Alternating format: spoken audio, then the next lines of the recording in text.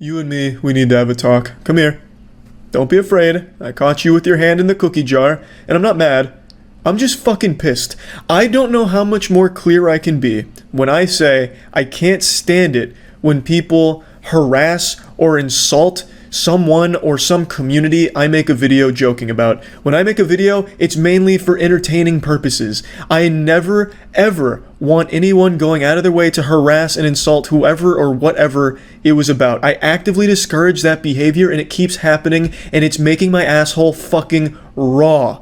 If the video is a complete joke, there's still some people that get so hateful towards whatever it was joking about that they'll go out of their way and harass them. I don't get it. Stop. Like, for example, I used to make some videos watching some goofy cooking videos where the chef makes some silly recipe, here's Chef Danger, and today he's whipping up his signature chocolate mayonnaise omelet, and I'd make just some lighthearted jokes about the cooking, and I can't do that anymore because people, for some reason, took it to some extreme where they'd go to that person's content and leave hate comments endlessly.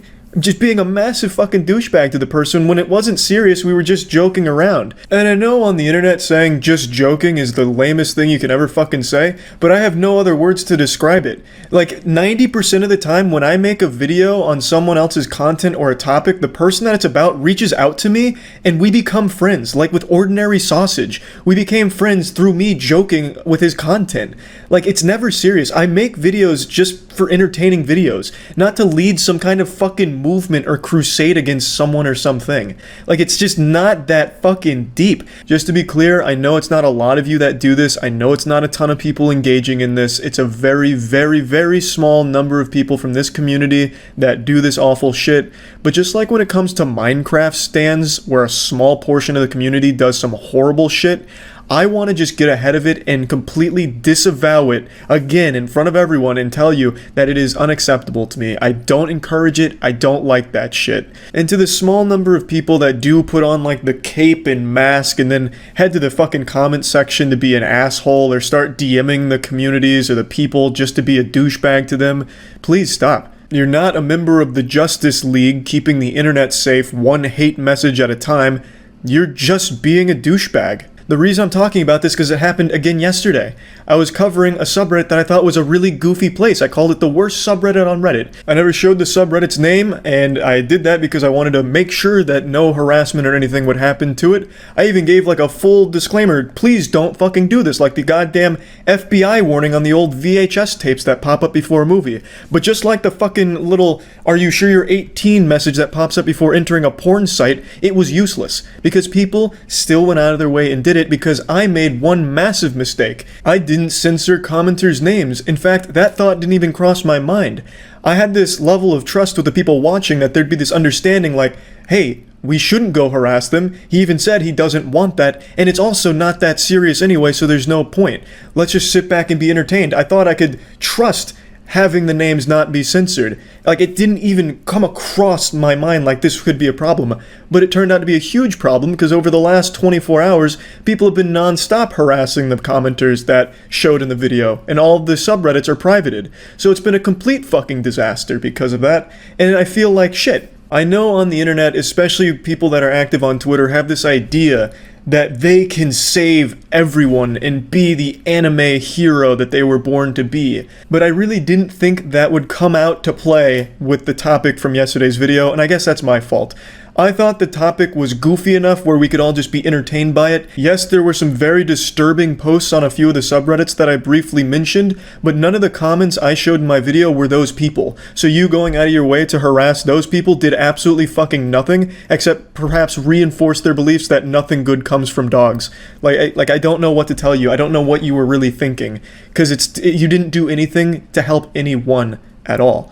So, now let me go ahead and explain a few things. I showed the top post from one subreddit that was dedicated to the hatred of dogs, but I was referencing other communities as well, such as the hatred of cats and the extreme hatred of dogs on other subreddits, but I only showed you the top posts from the biggest one, because I thought that would make the most sense to cover the topic. Now, some of the members from the communities, which are now all privated thanks to all the harassment they received, have said that these things never existed and I lied and made it all up. Now I'm going to defend myself.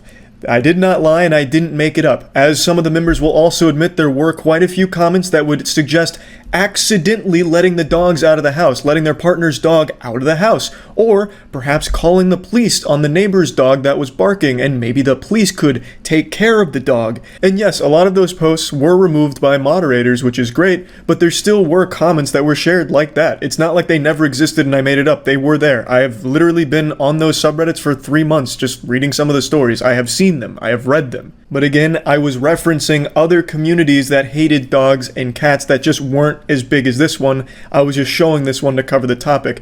There was another big subreddit, which is now also privated, which was about people that would never date someone that liked dogs or had dogs. And I've read some very awful things on there.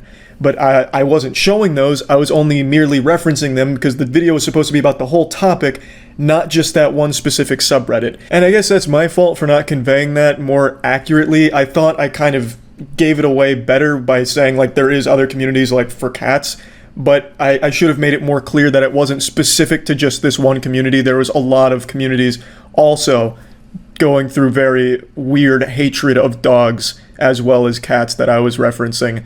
So not just this one specific one. Now, as other people have pointed out, if you've watched the official podcast, it was basically like you read the manga for this here, because we actually talked about this community of people that hate dogs and cats before, and we went over some of the posts. So I've actually been well aware of the subreddit for like, I don't even know, like 3 months now, and I've checked in pretty regularly, so I have seen some of the more awful things on there. And like I said, yeah, some of them did get removed, but they did still exist, and I don't appreciate being called a liar about it when you know full well that those things were in the community, at least for some duration of time. Even if it was ephemeral, those sentiments were shared amongst the communities in those subreddits. Definitely wasn't shared by every member of the community, but there were multiple posts that I've seen over the last few months that were disturbing and sharing those awful ideas. Now, like I said, again, I'll recap it. There's nothing wrong with not liking dogs or cats. It's taking it to a fucking extreme where you're making these wildly long posts celebrating either a dog getting taken away from its owner, or you breaking up with your partner because they had a dog, or your refusal to date someone with a dog, going through like this crazy long rant about how awful dogs are and how like they're the root of all evil. Dogs created coronavirus, and 5G radiation waves are the result of dog glands taking over, like wild stuff, all relating to this crazy over-the-top hatred of dogs. That's what is goofy and why I thought it was an interesting topic to cover. But there's nothing wrong with not liking dogs or cats. There's plenty of reasons you may have for not liking dogs or cats. A bad experience. You could have been attacked by a dog. You could have only met aggressive dogs. Maybe the dog that you had growing up would just constantly shit all over the place. Maybe the dog got more attention than you and you still are upset about it. Like, there's plenty of reasons you could have for not liking dogs or cats. I don't know why so many of them are saying that I'm now a puppet of Big Dog, whatever the fuck that means, to try and propagate this dog war or something. They making it seem like it's a fucking battle where like dogs are taking over, or like it's crazy propaganda, dog propaganda, like dogs are the ultimate good or something, and anyone that doesn't like them will be executed, or whatever they're going on about. That has nothing to do with anything. There's no fucking dog propaganda. Just people happen to like dogs and cats. Like, it's not that deep. It really isn't. And the only reason I was showcasing this isn't because there's something wrong with not liking dogs or cats. It's having multiple communities dedicated to a crazy hatred of them simply for the fact that they exist, or simply for the fact that other people like them. It was a silly topic. That's all. With some very disturbing bad actors in there, which I didn't showcase, and which I do understand some of them were removed from the communities, but it was still worth mentioning, okay? And that's really all there is to it. But again, the main fucking takeaway is stop going out of your way to harass whoever the topic or whatever community the topic of a video is about. Not just my content, but anyone's content on YouTube. There's a lot of people who cover a lot of different things, and I still see it a lot where people go out of their way to harass, insult, and just go wild about whatever the topic of the video was directly to the people or in the comments or whatever. It's bad behavior. It's silly. It's dumb. It's fucking dumb. And I don't know how many more times I have to just say stop. Just please. Just fucking please. Stop doing that. So yeah, anyway, that's about it. See ya. It's time we have an important discussion. It's something that I feel I need to publicly address. Stop trying to scam me 5 days ago, I posted this video saying that I will give $25,000 to anyone who could find some videos I deleted from 2007 to 2010. As I mentioned, I believe it to be an impossible task, but on my Twitch streams, people convinced me that it might be possible, so I figured I'd make it a fun lost media challenge. Since posting that video, I have been inundated by low-effort scammers trying their best to deceive me. Like some real dog shit things like, Charlie, I'll double your Bitcoin and find your videos, just send the 25K first. You know, just like really dog shit garbage attempts to take the money from the challenge without doing any of the work. I started playing RuneScape in 2005. I have been scammed more times than a rich old lady who always answers a telemarketer's phone call. I have been used like a fucking fleshlight by scammers since I was a kid. I was baptized in the flames of scams.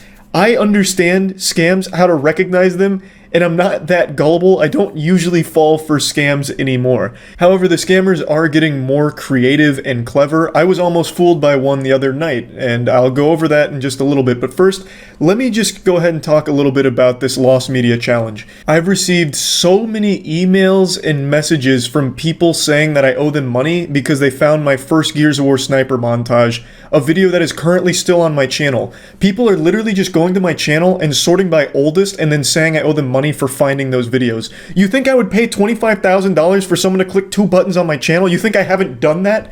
Again, the challenge was finding the 500 or so videos I deleted from 2007 to 2010. And I'd mentioned I'd pay money per video that was found.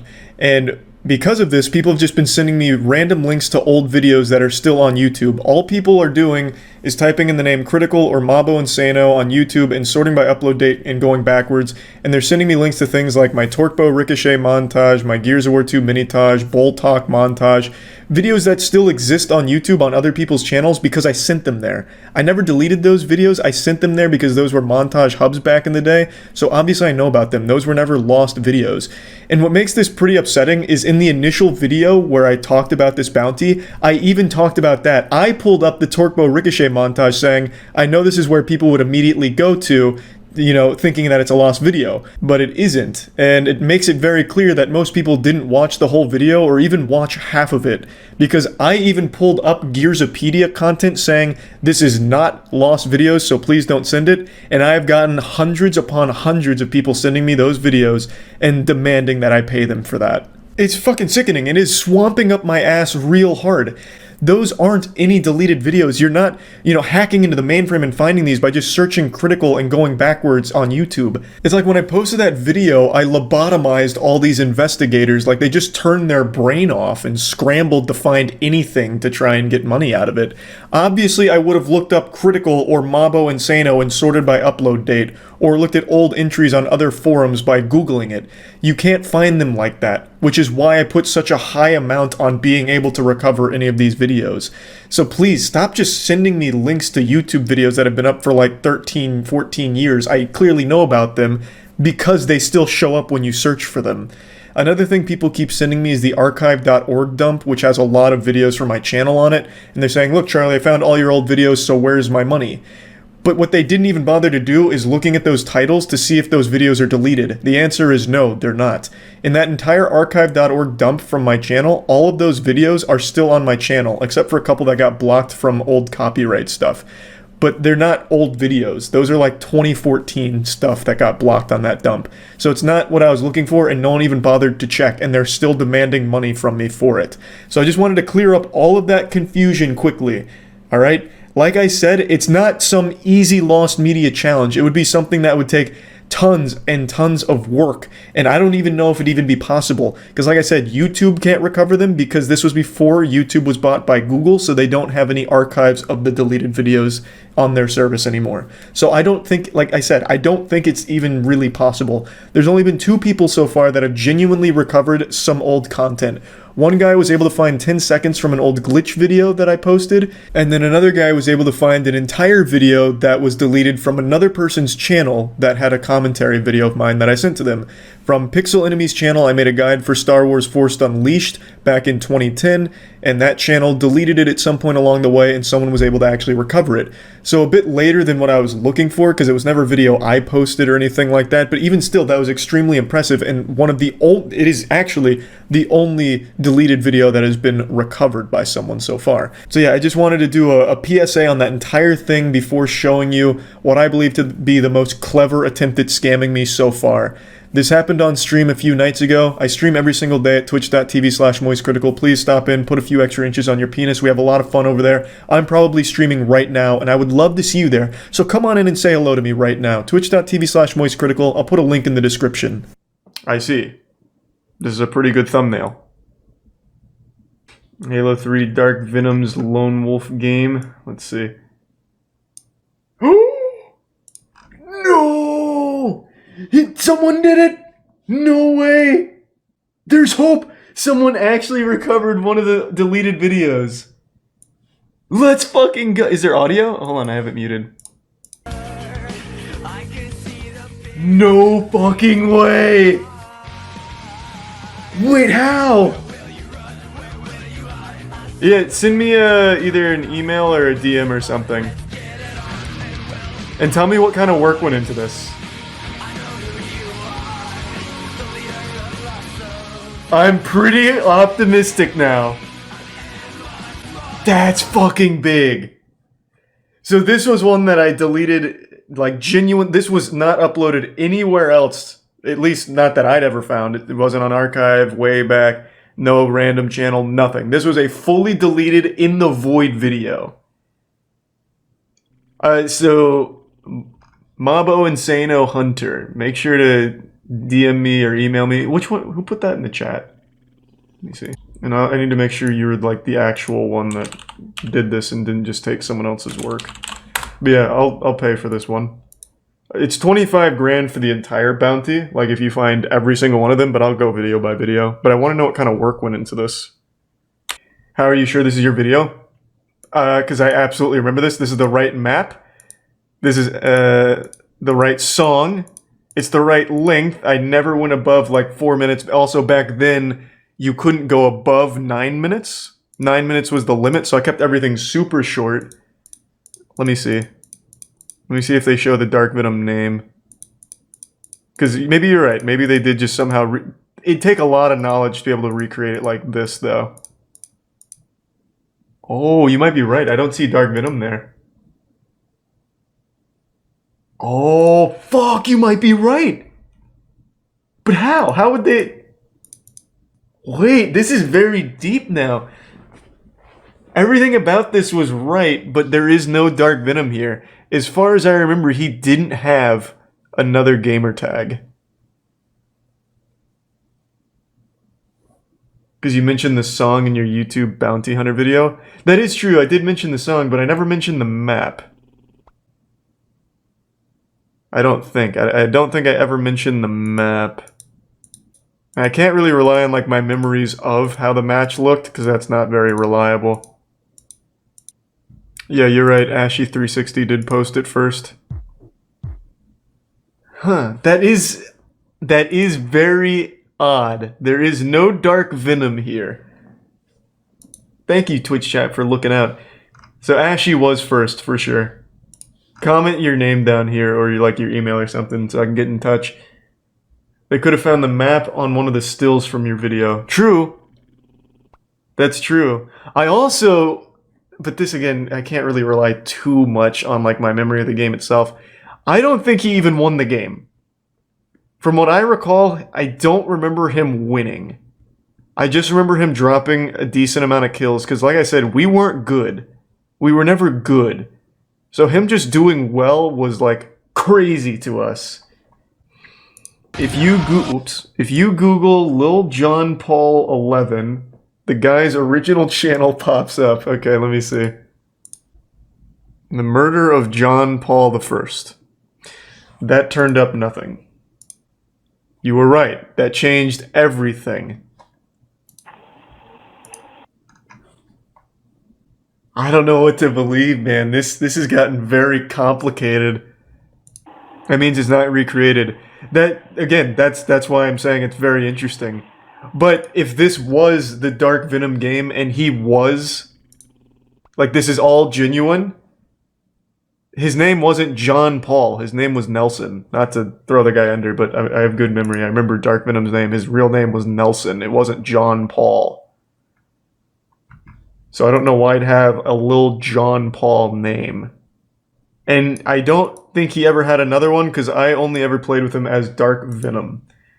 And I'm pretty sure when I posted this, this was the title. He got the title right. He's missing an A. It was Dark with 2 A's, but this is it.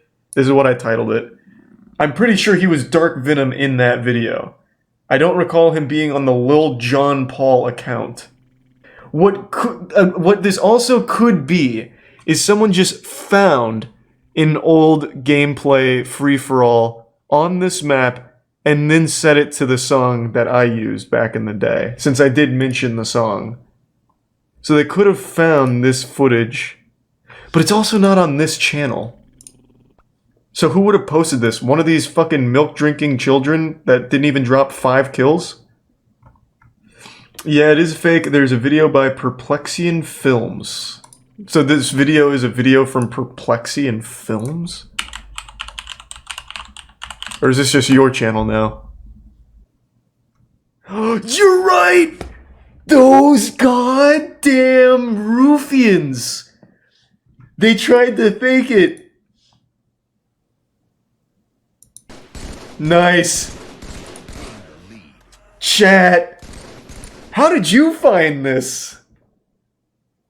Actual fucking galaxy brain.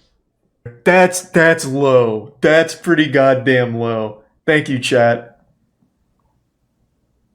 Huge.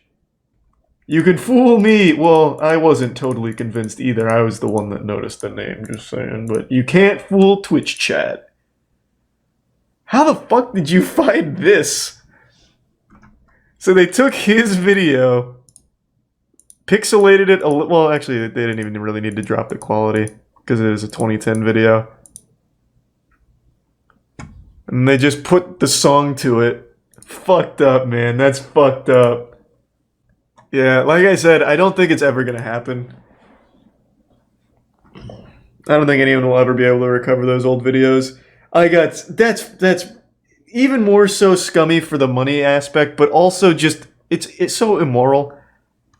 You know how badly I want these videos back? To play with me like that? Ugh. You found it because Lil Jon is subbed to him. We have like real detectives in here. Thanks to give sub Spider and the Prime Horny. I wonder if I did contact them, what they would have said for how they recovered the video. Just fucking techno mumbo jumbo, just a bunch of jargon that doesn't make any sense.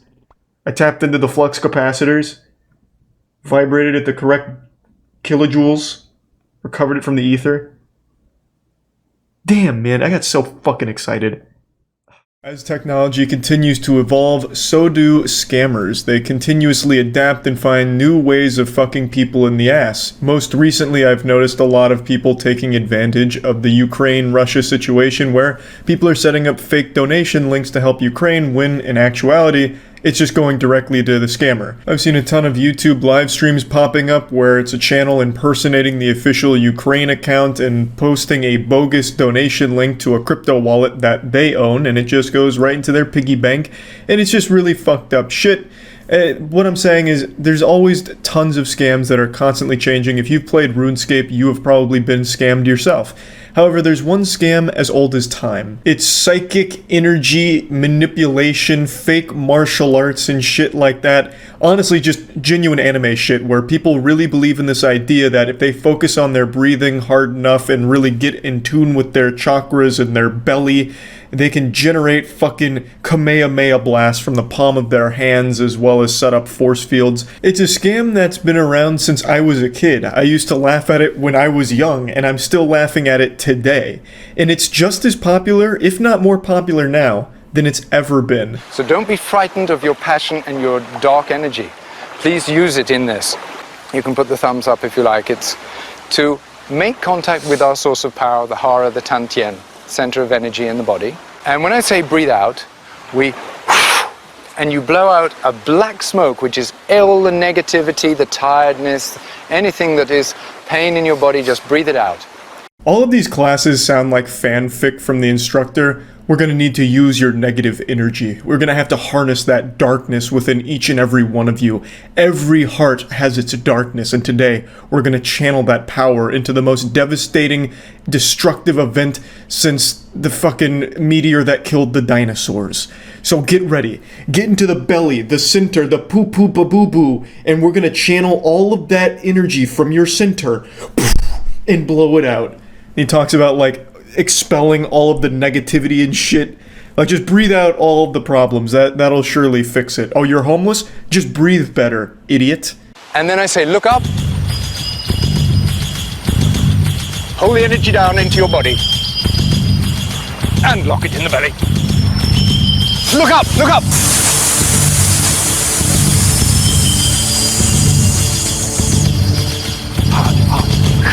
Yes, it's coming out this way.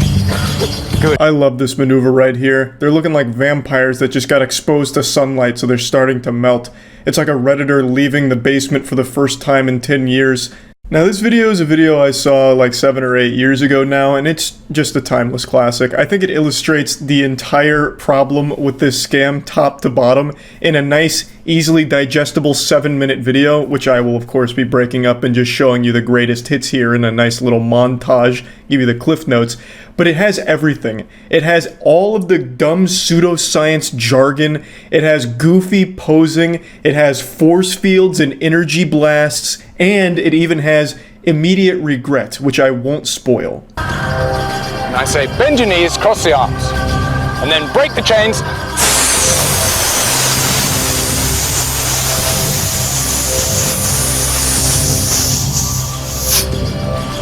Oh my god. It's all over. He broke the chains. No one's safe. That was the only thing keeping him in line, keeping his power in check. He's gonna rampage now! Fuck! He's free! Ah! And we thought the chains would be enough to hold him down? God damn it! This is the end. I just love this shit so much, man. I really fucking do. Break the chains!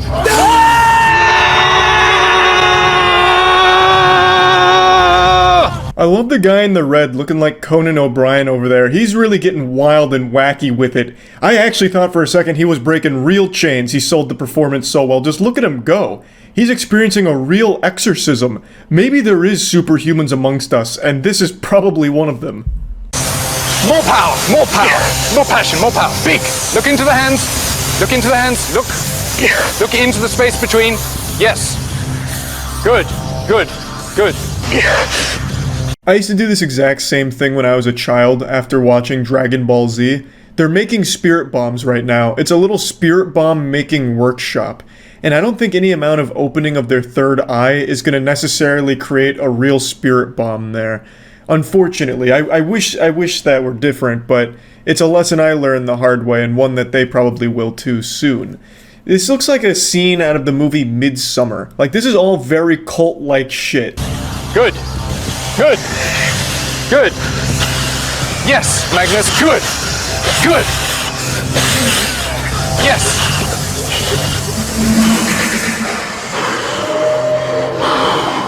That's looking like me when I was trying to dance at clubs back in college. Dude's hitting like a mean TikTok dance or some shit there. He's having a full body experience right now. And I love this guy. This guy's so fucking great. It's like he's getting hit with an invisible lightning bolt.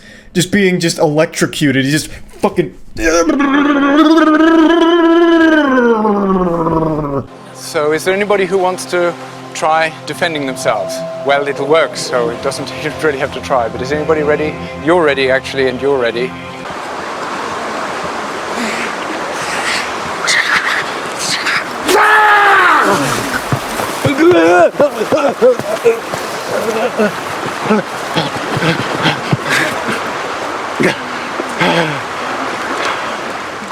You can't argue with the results. That man got fucking blasted. They hit him with the invisible Palpatine force lightning.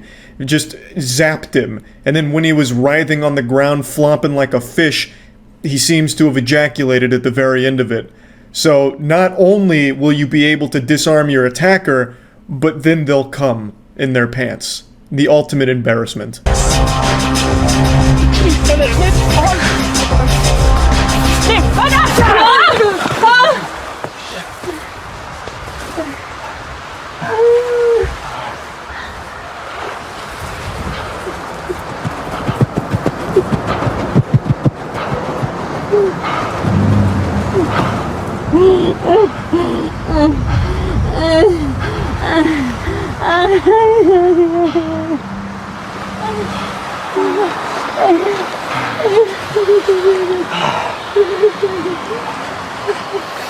Where were you guys? Where the fuck were you guys?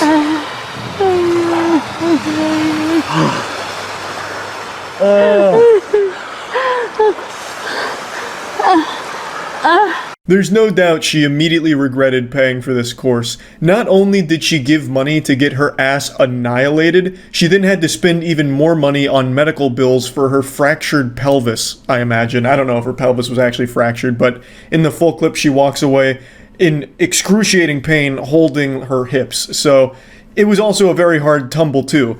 Unfortunately, she didn't set up the proper force field, and he just went straight through and bulldozed her, absolutely fucking steamrolled her. It actually looked like a linebacker busting through the offensive line to get a sack in the NFL. It was aggressive. He was coming in with a head of steam. There was no stopping him. Well, this is what happens when an unstoppable force meets a force that didn't even know the other was coming. It was devastating. She took a big fucking wallop there. And then he desperately tries to sell the performance, like he just starts like gyrating and seizing on the ground like, no, it actually worked to a degree. But you have to appreciate the other students' commitment to it, like they truly believe in it, because instead of like actually trying to help her and check on her, they both go over to her and like try and do a Naruto healing jutsu on her, so they're like trying to transfer energy as like the sensei's praying next to her, just praying to God that she doesn't sue so that he doesn't get a lawsuit. Like this whole thing is just the perfect catastrophe to showcase the bullshit of the course. It is amazing. You couldn't have scripted it any better. I feel very bad for the lady for getting hit like that, but you had to know it was coming with a course like that. This kind of shit isn't just like goofily silly shit. It's dangerous because you convince people that they can do things that they can't.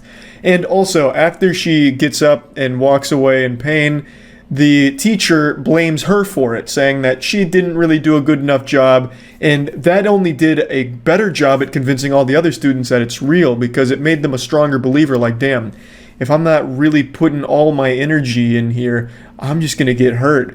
I have to really concentrate. This guy's the real deal. Common sense would dictate, after seeing this, they'd be like, oh god, this is all a scam, it doesn't work at all. But here, this is where common sense goes to die, because they all left even believing stronger in it after having seen that woman get hit. Crazy. Just wanted to share this, that's about it. So yeah.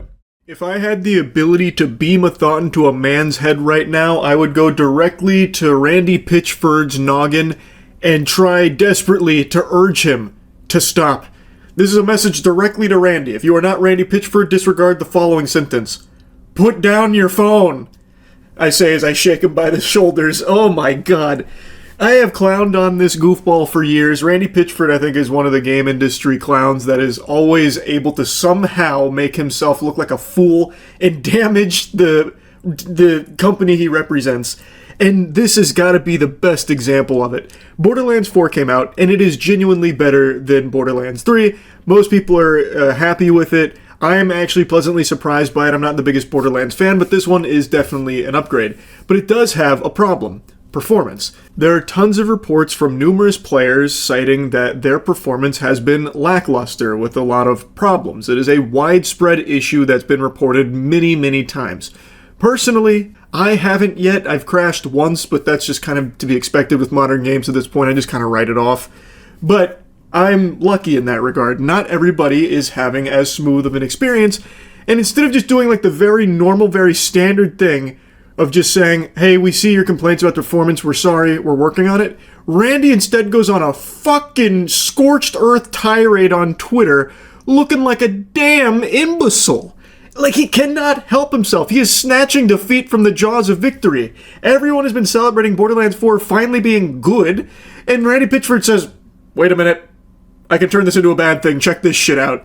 So I want to go over some tweets here, because this shit is unhinged. He had a layup, and when he went for the layup, he broke all of his fucking bones like Tom Segura. So already comes out the gates bearing the horns here. He's very combative off rip.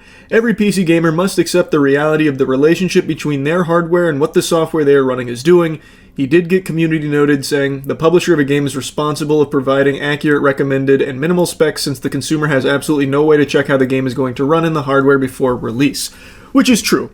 Randy is attacking and villainizing people that are saying, like, the game doesn't run super smooth.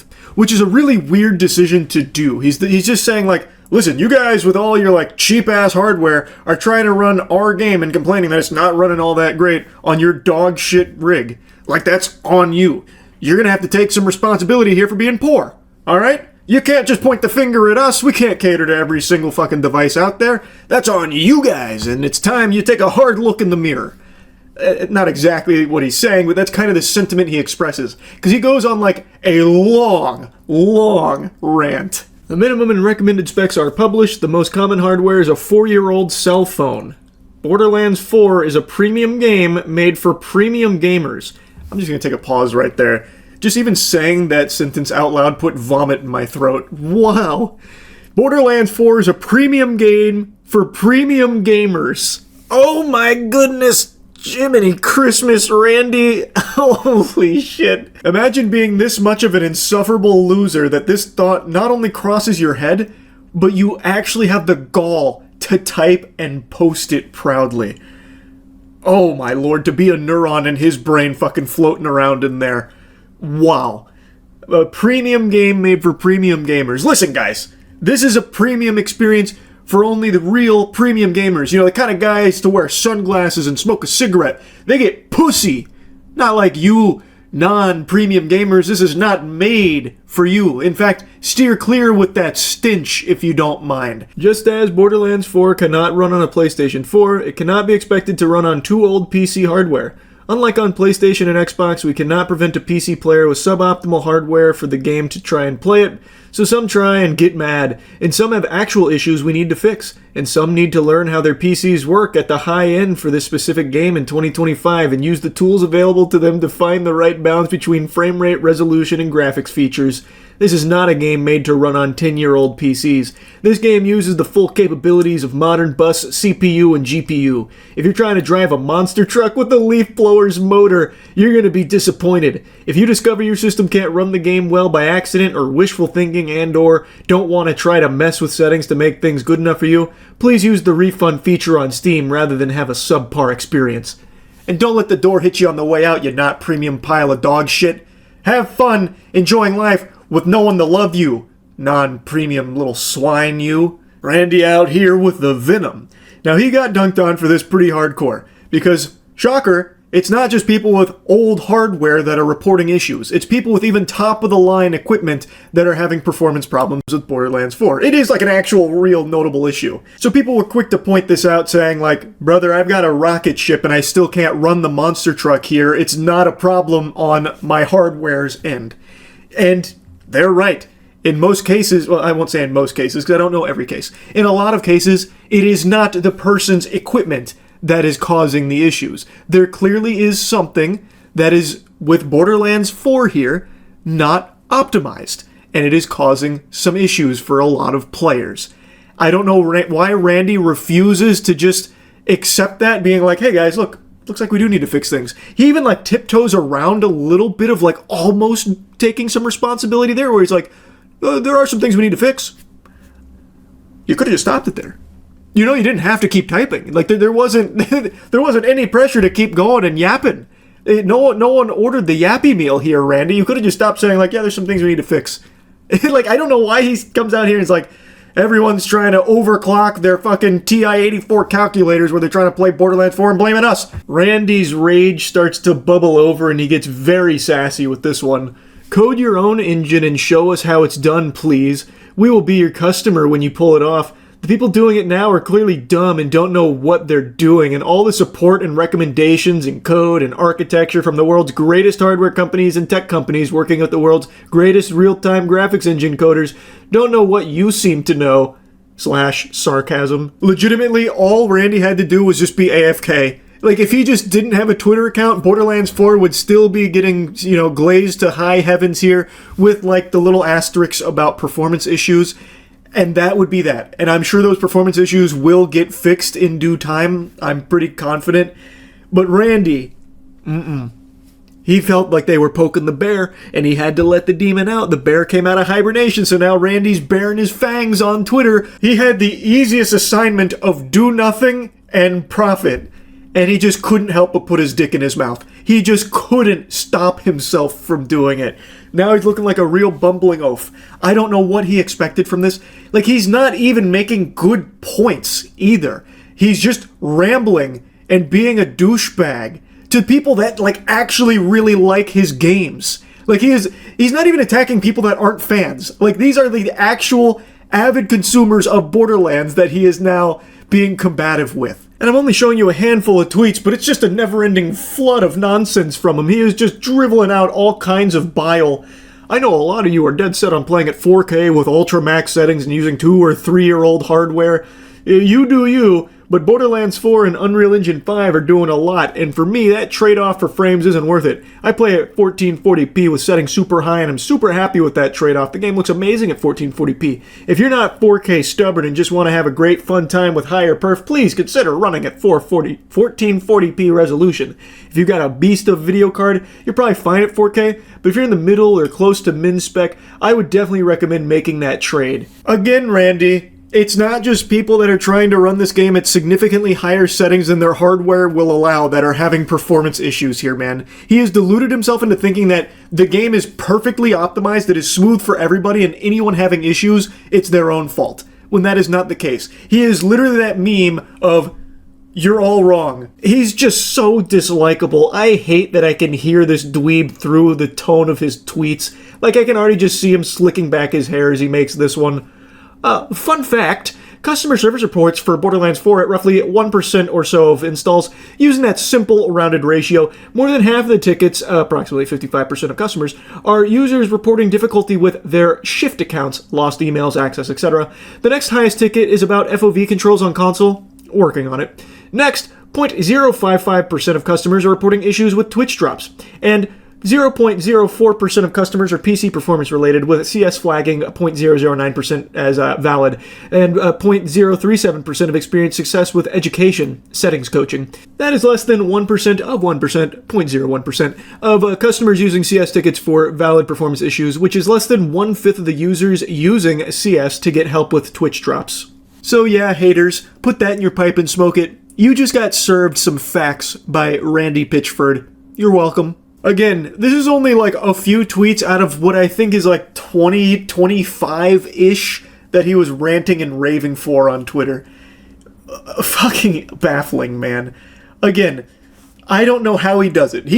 I know he loves magic tricks. He himself is quite the magic man. He is able to turn good press and praise into vitriol and trash. I am still just stunned that he walked this path. He had the easiest assignment ever. Just don't say anything. Like, if you are so compelled to want to make a statement, just say you hear the complaints and you're working on it. That's all. That's all you had to do. But he just couldn't refrain. He couldn't stop himself from looking like a imbecile. It's like he's addicted to tomatoes being thrown at him. He just loves the sensation. So he did this, and man, is it embarrassing. Randy, just stop. Anyway, that's about it. See ya. Everything in the world is becoming a subscription service. Get ready to set aside a monthly allowance for air premium when you start getting charged for every single little bit of oxygen you breathe once they find a way to monetize that. It's just such a frustrating trend. It's worse than Tide Pods, honestly. But what's even worse about the subscription plague is when some services make it very difficult to cancel, making it a ton of hoops that you have to jump through and just a complete nuisance. And there's no industry worse about this than journalism. I don't know what's happened to journalism, but it is fucking atrocious. Not only like the quality of articles, but even just the ability to access articles. I've done this on stream innumerable times by this point, where if you go to an article without an ad block on, you can't see the article because it's just completely filled, inundated with ads out the wazoo, with auto-playing banner ads, in paragraph ads that split everything up, and all you see is ads. And if you go on mobile, you're better off just closing your eyes. You'll get the same amount of information. It's terrible. It's absolute trash. It should be illegal. Like, I actually think there should be a limit to how many ads can be on these websites, because you can't even access the content. It's unacceptable. And some websites don't even allow you to see an article without your ad block being turned off, which is why I have it off when I stream, so I can at least access an article. If that's the word. I don't even know if I can use that word for it, because the only thing I'm accessing is a goddamn migraine looking at all these fucking stupid ads that are just, like, laser beaming my eyes. But if you do make the mistake of subscribing to some of these journalism outlets in order to actually read some of their trash, you become their bitch. You become their prisoner for life. You're trapped in there with them. Like, you can't escape. It's an actual Elden Ring DLC boss battle if you try and unsubscribe from some of these outlets. And the worst culprit by far that I can find is The Economist. I saw these screenshots today and learned that this is common practice for The Economist when you try and unsubscribe. There are so many posts on Twitter and Reddit, as well as just like other forums, that document how painful of an experience it is to unsubscribe from The Economist, because they make it as difficult and complicated and long as possible in the hopes that you'll just give up and just keep your subscription. It's so foul. That has to be illegal. It really does. But anyway, here's the live chat here, because in order to unsubscribe from The Economist, you have to talk to somebody there. You can't just automatically do it, which I feel should be a basic necessity if you're offering a subscription service. You should have a way to automatically unsubscribe and cancel it. I don't think you should have to communicate with anyone at the company you're unsubscribing to, but at The Economist, they clearly disagree. So here they say, "Hi Austin," with an exclamation point. Super excited to be having this conversation. Party poppers just went off the second this live chat was initiated. Sorry to hear that you wish to cancel your subscription. I'll certainly help you with your request. Allow me a minute. While I'm doing that, may I know how your day has been so far? To which they just say, "Fine, thanks." Short, sweet, to the point. No one really wants to be making small talk through the live chat here when they're on a mission to just unsubscribe, which should be a quick, easy process. They go, "I'm glad to know about your day, Austin." Yeah, pumping their fist. "I'm glad to know about it. I can see you have a monthly digital subscription with the renewal date of the 5th of July, 2024. May I know if there is any specific reason that you wish to unsubscribe with us, Austin?" To which he replies, "Ads." Pause. That's crazy. So you're paying to subscribe to this journalism outlet, and you're still getting ads. I was under the impression that if you subscribe to one of these outlets, you don't get ads anymore, and you actually get to read what they publish. That is shocking, that you're paying to still get ads on these fucking websites. That's like malware. These journalism outlets are like actually malware you're paying for, I suppose. That blows my mind. Thank you for the information. I'm sorry the inconvenience this may have caused. If I may know, how do you access the content? Through app or website? I love that you have to take like a fucking exit survey here just to unsubscribe. Lovely. What a great process. Website. I'm not trying to be rude, but can I please just cancel without all these questions? Exactly. No one likes to be interrogated about wanting to unsubscribe from this service. It's ridiculous. Thank you for the information. Apologies for the hassle. I will help you with your request. Thank you for patiently waiting. To explain, The Economist ads are clever, witty, and thought-provoking. They're driving like this hard sell on like, well, actually, these ads are incredible. We have innovative ads that use these things called jokes. Humor is actually one of the most important things of The Economist, because we believe if you're reading The Economist, we gotta put a smile on that face. And we do that through these extremely clever and witty ads. Oh my god, it's so fucking dystopian. They engage readers by making them feel part of an elite club. For instance, iconic ads imply that reading The Economist makes you smarter or more informed. Like most media outlets, The Economist relies on advertising revenue to sustain its operations. Ads help cover production costs, pay journalists, and maintain the quality of content. I have no doubt that customer service is trained to do this. It's not something they really want to be doing. But holy shit, that is such a crazy thing to attempt. Like, oh, you're leaving because of ads? Are you sure? Our ads are witty. Like, the ads should be a reason you'd want to stay. Our ads are so good. Like, I can't believe you'd want to leave because of ads. That's kind of a stupid reason. Let me explain to you why you should stay because these ads are so fucking good. I also love trying to guilt them a little bit, like, well, ads are a necessary evil. Well, excuse me, not evil, a necessary blessing to our readers because they help sustain the website and pay for all of these costs. Well, what the fuck is the point of the subscription service then? Like, you're double dipping. If you're subscribing to something here, you shouldn't be getting ads on top of it too, at least I don't think so.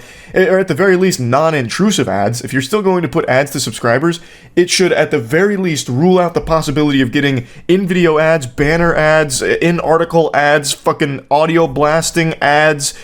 Like, it should... If you're going to put ads into these subscriptions, I suppose, it should be the least intrusive ones, like at the very bottom of an article, perhaps.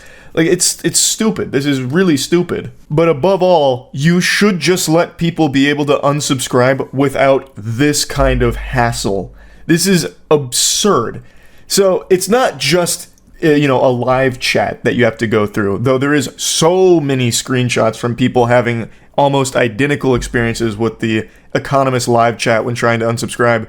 There's also been cases where they kind of require you to call if you don't want to wait in a live chat queue. So your options are either call the Economist or go through this song and dance with live chat. Like, that's so inefficient and just a complete waste of time. And it's on purpose, because like I said, the idea is, if you make it a long, tedious process, some people will probably just be like, okay, fuck it, I'll just keep subscribing and I'll occasionally read this, I suppose. Like, it's just one of those things like a gym membership.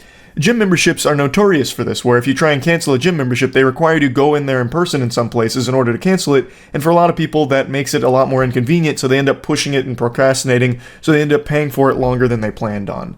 It's that same practice here from The Economist, but worse, because now you have to directly be interacting with and being guilted by and getting fucking, like, car salesmen on by their representatives at The Economist. It's unacceptable. Now let's take a closer peek here at the process. Cancel your subscription. We're sorry to hear that you would like to cancel your subscription. Best way to get in contact with us is through our live chat service, which is open 24/7 and directs you to that service.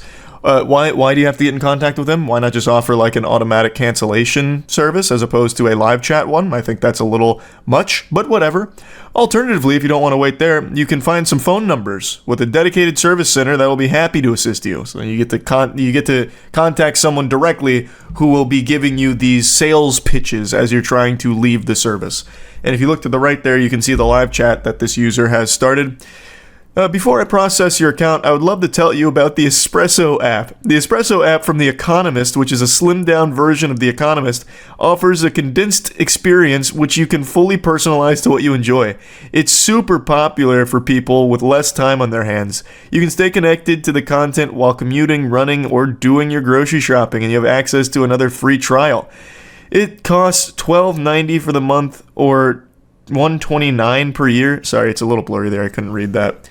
So they're trying to unsubscribe from The Economist, and while they're trying to process that request, they're trying to pitch them on another service from The Economist, an app that does the same fucking thing, but in a different way.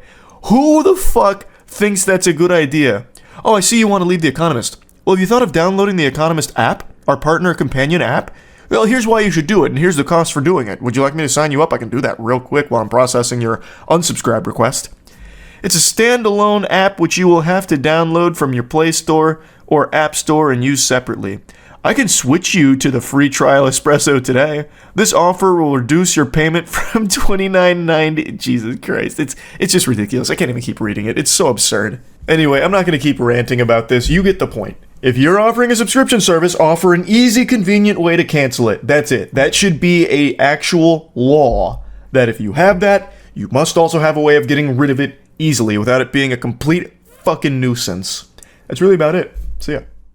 That's it. I've had enough, and I'm going to do something I don't normally do. This may come as a shock to a lot of people here, but it's warranted in this situation. I'm going to complain.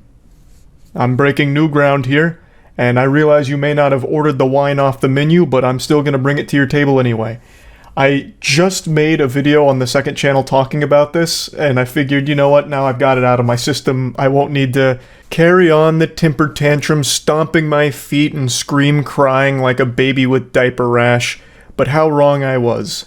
I watched the PlayStation showcase today and it reminded me that Street Fighter 6 is just around the corner. So I went on Steam to preload the game, only to find out that it's a 60 gigabyte game. And I almost let out a wail straight out of Tom and Jerry, one of those yow things. It just infuriates me. It grinds my ass. I am so tired of this trend in the modern gaming industry where not a single iota of care is given to optimization at all. Like, the minimum requirements to play some of these games is absurd. You'll need like a $2,000 gaming computer in order to play Lord of the Rings Gollum on low settings. Like, it's so stupid. And not only like the price point to even play some of the games at the minimum level, like, the amount of space you need to allocate for a single game is ridiculous too. Like, Call of Duty is 120 gigabytes or something. For that size, I would expect that game to actually come out of the computer and suck my wiener and fondle my nuts like it's playing with Fushigi contact juggling balls. Like, that is so stupid. Like, how large the games are because they don't bother to compress it, and how expensive it is to even get into modern gaming on the PC. Because again, they're not bothering with optimization anymore, and I don't fully blame the developers, because I really think this is a byproduct of this fucking turbo fixation on deadlines, like the strictest deadlines ever. So the devs have to focus on trying to make the game as polished and as good as they can, which often doesn't even really happen half the time. But they can't then allocate resources to making sure the game can run well on less high-end hardware. Like, I definitely really think this is a management problem where they're not allowing the developers to optimize the game. Like, they're not giving them enough time to even go through that process, which is why the minimum requirements to play modern games is getting higher and higher and higher, and the amount of space they take up is getting higher and higher and higher. And I think it's just actual dog shit. It's going in the wrong direction for gaming. You shouldn't be paywalling people out of playing games on the PC. Period. Like, as games progress, the hobby should become cheaper and more accessible over time. Not like something only enjoyed by the uber wealthy who can have like a $10,000 supercomputer and have like a fucking Zordon AI assistant in order to help run Forspoken 2, right? Now, Forspoken I actually think is a great example of this phenomenon. It's a laughable joke of a game. Forspoken is terrible. But it required crazy rigs in order to just function properly for the most part, for most people. Like, the recommended ask for the game was enough to make people slap their knee and giggle because it is so silly how expensive the rig you'd even need to play the game with the way they recommend it. For no real reason either. It's not the most breathtaking game ever made. It's not some like innovation in the industry, unless of course you're classifying over-the-top annoyingness as an innovation, going where no game has gone before with making the player have a fucking perpetual headache listening to the awful dialogue. But like, there's just nothing in the game that would justify those requirements. It's so silly. Now, I want to play some clips from the video I posted on my second channel yesterday because it goes more in depth on Lord of the Rings Gollum in particular, because I think that is just another perfect case study of this awful trend in gaming. No matter what computer you're running, there should be some capability of it to run a modern game. Within reason, of course. Like, if you're on like 15-year-old hardware, yeah, I can understand why most games probably won't be optimized for that. But in general, there's no reason that people should be paywalled from playing modern games on the PC. There just isn't. You shouldn't need a fucking 4090 in order to play, you know, Redfall and still only get 30 FPS. Like, it doesn't make any sense. And what's got me talking about this today is there's a game coming out that I'm sure most of you have either forgot about or never cared about in the first place. It's the Gollum game, the Lord of the Rings Gollum game. And I just learned that the minimum requirements to play this game are extremely high. Like, the computer specs you need in order to run this game, bare minimum, are still laughably expensive. Like, you still need pretty top-of-the-line equipment for the most part in order to run it well. Or at all, I suppose. And that just doesn't make any sense because the Gollum game doesn't even look good. It looks like shit.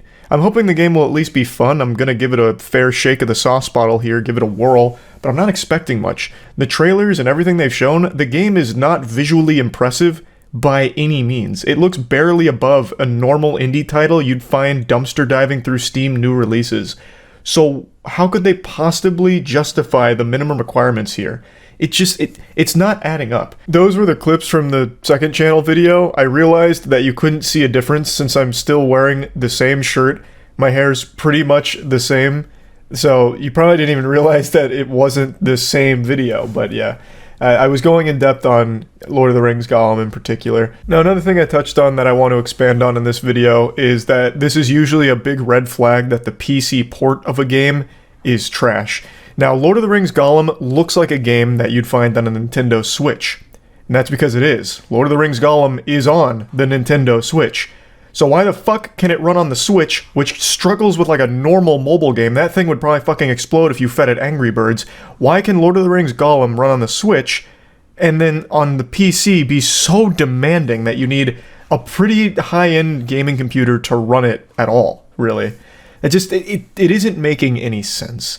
Now, usually it's because there was absolutely no effort put into a PC port. That's usually what it means. I can't really think of many examples where a PC port of a game comes out with these big specs that you need in order to run it, and huge file size, all of that, and then it actually being in a good state. Usually it's a broken, buggy mess, and just a genuinely terrible experience. Like a horrible PC port. That's usually how these things play out. Like, this is a big red flag to me now. Where if a game's like, hey, you need, at least a 4090 to play this game with even medium graphics, and it's also 280 gigabytes, I'm usually thinking to myself, this game's gonna fucking suck, isn't it? This game's barely going to be functional. That's just how I've been conditioned from modern gaming. Now, of course, I'm not speaking in absolutes here. There definitely are exceptions. There are some games that come out on the PC that are fantastic, like great PC ports, super polished, no problems at all. But that's kinda rare. Like, that doesn't happen super often anymore. The trend is going down, where the quality of the PC ports is getting worse and worse and worse, for some reason. Yet, the demands in order to play them are getting higher and higher and higher. It's just all fucking cattywampus. It's all backwards here, really, and it's really frustrating. At the end of the day, it sucks. I wish developers were given more time to fully polish these PC ports, because when you release a bad PC port, we just talked about this with Jedi Survivor, you do yourself a huge disservice.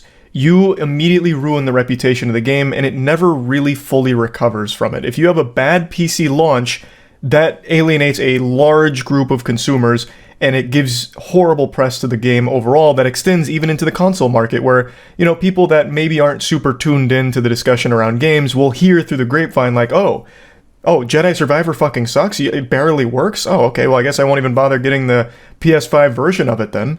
Because when you release a bad PC port, people are obviously upset, so they talk about it. And people hear about it. So even if someone was considering it on, like, a console, they'll think twice when they hear what everyone else is saying about how it is on PC. I don't know why developers haven't realized that. Releasing a shitty, haphazardly thrown together PC port never works out well for the game, period. And it never actually fully recovers either, even if they do go back and tweak it and fix it and make it functional and better. Like, I always appreciate they do that, but it never recovers from that, and it should have just been done in the first place instead of releasing a incomplete, not fully functional product. That's unacceptable. It's completely unacceptable. I know I'm getting a little off on a tangent here, but it all just kind of ties in together with the modern gaming state on the PC in particular.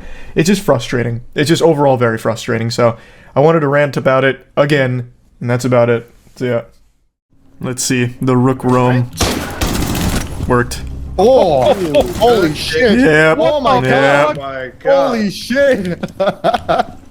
Charlie, calm the fuck down. Wait, Those poor fucking guys. Yikes. In the words of George W., watch this drive. Alright, we got one person, one thing here, but it's fine. That's the one accounted for. Charlie's I got about blitz.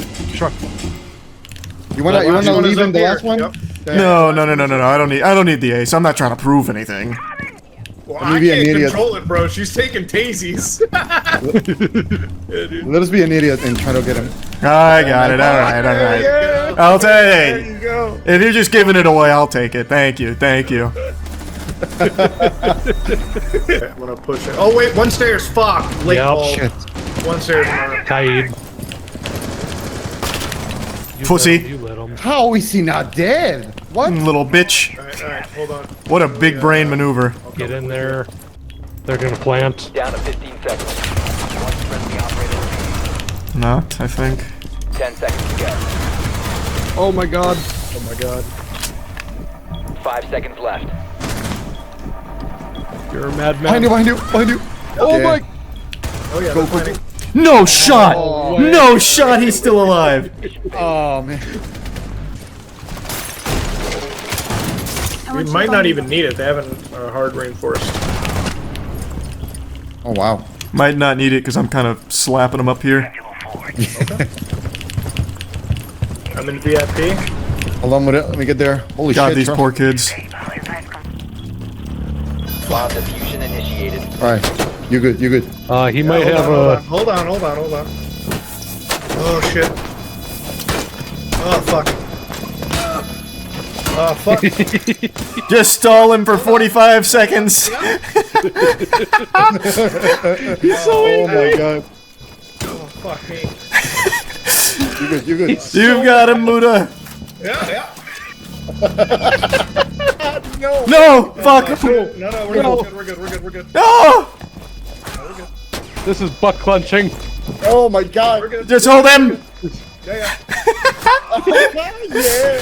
Yes. Yeah. No time. Let's go. Huge. Holy shit. This is exactly what Tom Clancy envisioned. So scary True. to play, but some fun to see.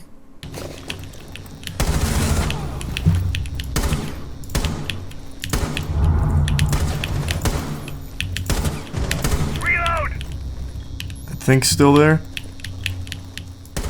Oh, fuck that shot. Oh, whoa. Wait, I'll die if I go through there. I actually can't get through. Op 4 That would have killed me. friendly mission successful. Your aim in this compared to Apex is night and day. What the fuck are you talking about, thinking? My prime Apex, they called me the Bearded Shroud. I mean, I called myself that, but then you guys latched onto it. My aim in Apex at one point was great. I'm a shell of my former self now in Apex, but there was a time. Alright, gentlemen, let's get in there. Let's have some fun. Oh, I have a 3-stack on my team. Sloppy Toppy, Thick Bussy Cream, and Goopy White Gloop. I don't think Sniper Lord's part of them, but I think those 3 are together. Running with you, Sloppy Toppy. Okay, let me help you out.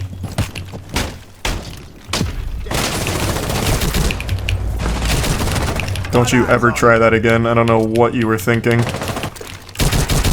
You sure you want to challenge him? Let me do it. No.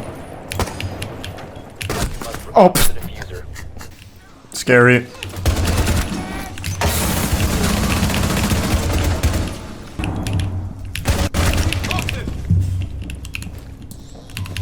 Looks like he got in without hitting my frost trap? How is that possible? 1 op 4 remaining. My frost traps were so big. Oh, someone hit one! Let's fucking go! Who was it? Which one? It was this one! Victorious. Oh, I thought that was a dead body. He just has the slowest reflexes on the planet. I 100% I thought that was just someone slumped over. Brother, wake up. You're playing a video game. Standing. Also, it looks like someone did hit my trap. So fuck you guys. I told you they were cool spots. Oh, yeah. Oh my god, I know you're mad. I've gotta pee. I gotta pee. I gotta go in. I can't do this. I don't have diffuser. I thought I did. Okay, now I can pee. I'll be right back. I took 2 with me, though.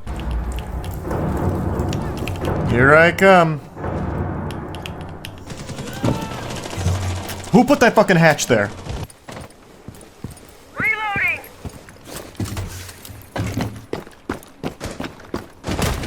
Oh shit. They're on the roof, you wouldn't believe it. One of them just fucking pushed me. Op 4 last stop standing. Oh, so fucking clean. Oh, yucky. Oof, they just lined up for me. Playing horde mode here. Got your little tootsies. And now you're getting teabagged by my lawnmower. here. Argus online. Oh, fucking dolphin dove in there. Is this a good spot? This feels like a nice cheeky spot. Loading full mag.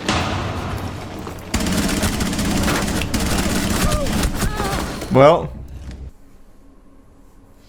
they won't expect it twice. I don't even know where I was. I don't know this map at Protect the all. bombs. I thought someone was looking. Damn! 1 op 4 remaining. You see him? You looked at him! You looked at him! You're looking at him continuously! Open your eyes! I'm reloading! Fuck, don't challenge. Friendlies deployed. Hostiles What do I know? eliminated. I can't believe he actually hit that. From 0 to hero. Is that guy not there anymore? Where are you guys? Oh. The other one was somewhere over there. Oh my god.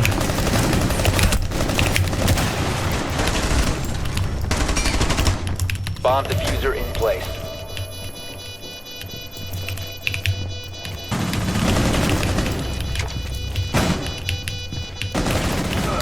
Op 4, last stop standing. Holy shit, this guy fucking popped off. Diffuser located. Disable it. Oh my god. Brother, just disarm it. Okay, you're right. I did shit on you very early on. What a fucking clutch from that guy. Holy.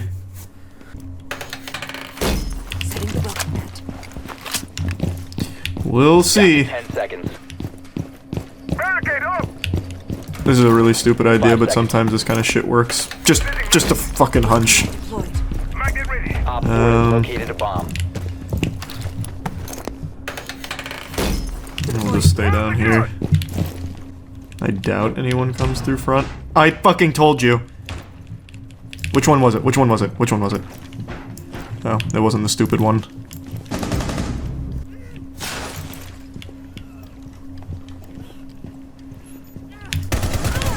Oh. That was my trap sound? I think. Yeah, it's gotta be.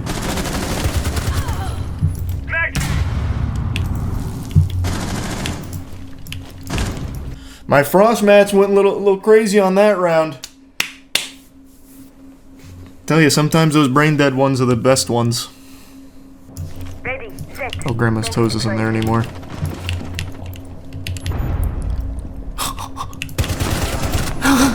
He's probably like, why the fuck didn't he shoot the blitz?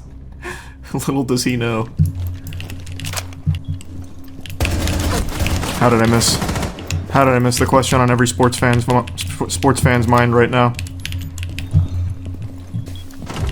Nice. Op 4 eliminated. Mission successful. Alright, that's gold. We got there. Not my cleanest game, but we got there. Spoiled milk kind of popped off. Whew! We take those. We take those. Where's it come up? Bang! Gold! Nice. That felt quick, too. That felt like it didn't take long at all to get here. Like, relatively speaking, I guess. And I still don't know the maps. At all. I still wander around aimlessly. Fucking feeling myself around the map without knowing where I'm going. That's big. This is what it looks like when a man is operating using 100% of his brain power at all times. It's like I'm perpetually taking that pill from Limitless. I just came back from pickup basketball, and hooey! What a performance I put on out there. That's one for the textbooks. It's really a shame that I was cursed to be 5'6", because if you take my raw athletic abilities and my pure prowess at basketball, and you just scale me up, like if you slide the slider on my character creator sheet just a few inches to the right, I'm a real threat in the NBA. But regardless, I'm getting carried away. That's why I look all disheveled and shit, because I was out there going hard. I was grinding, and if you want to know what a real man smells like, take the side of your hand and rub it in between your ass cheeks like you're swiping a credit card and take a sniff, because that's what it smells like right now for me. But I'm not here to talk about basketball, though I am here to talk about something just as stinky, if not stinkier, than myself right now. The banning of books. We're going backwards. The human race is devolving.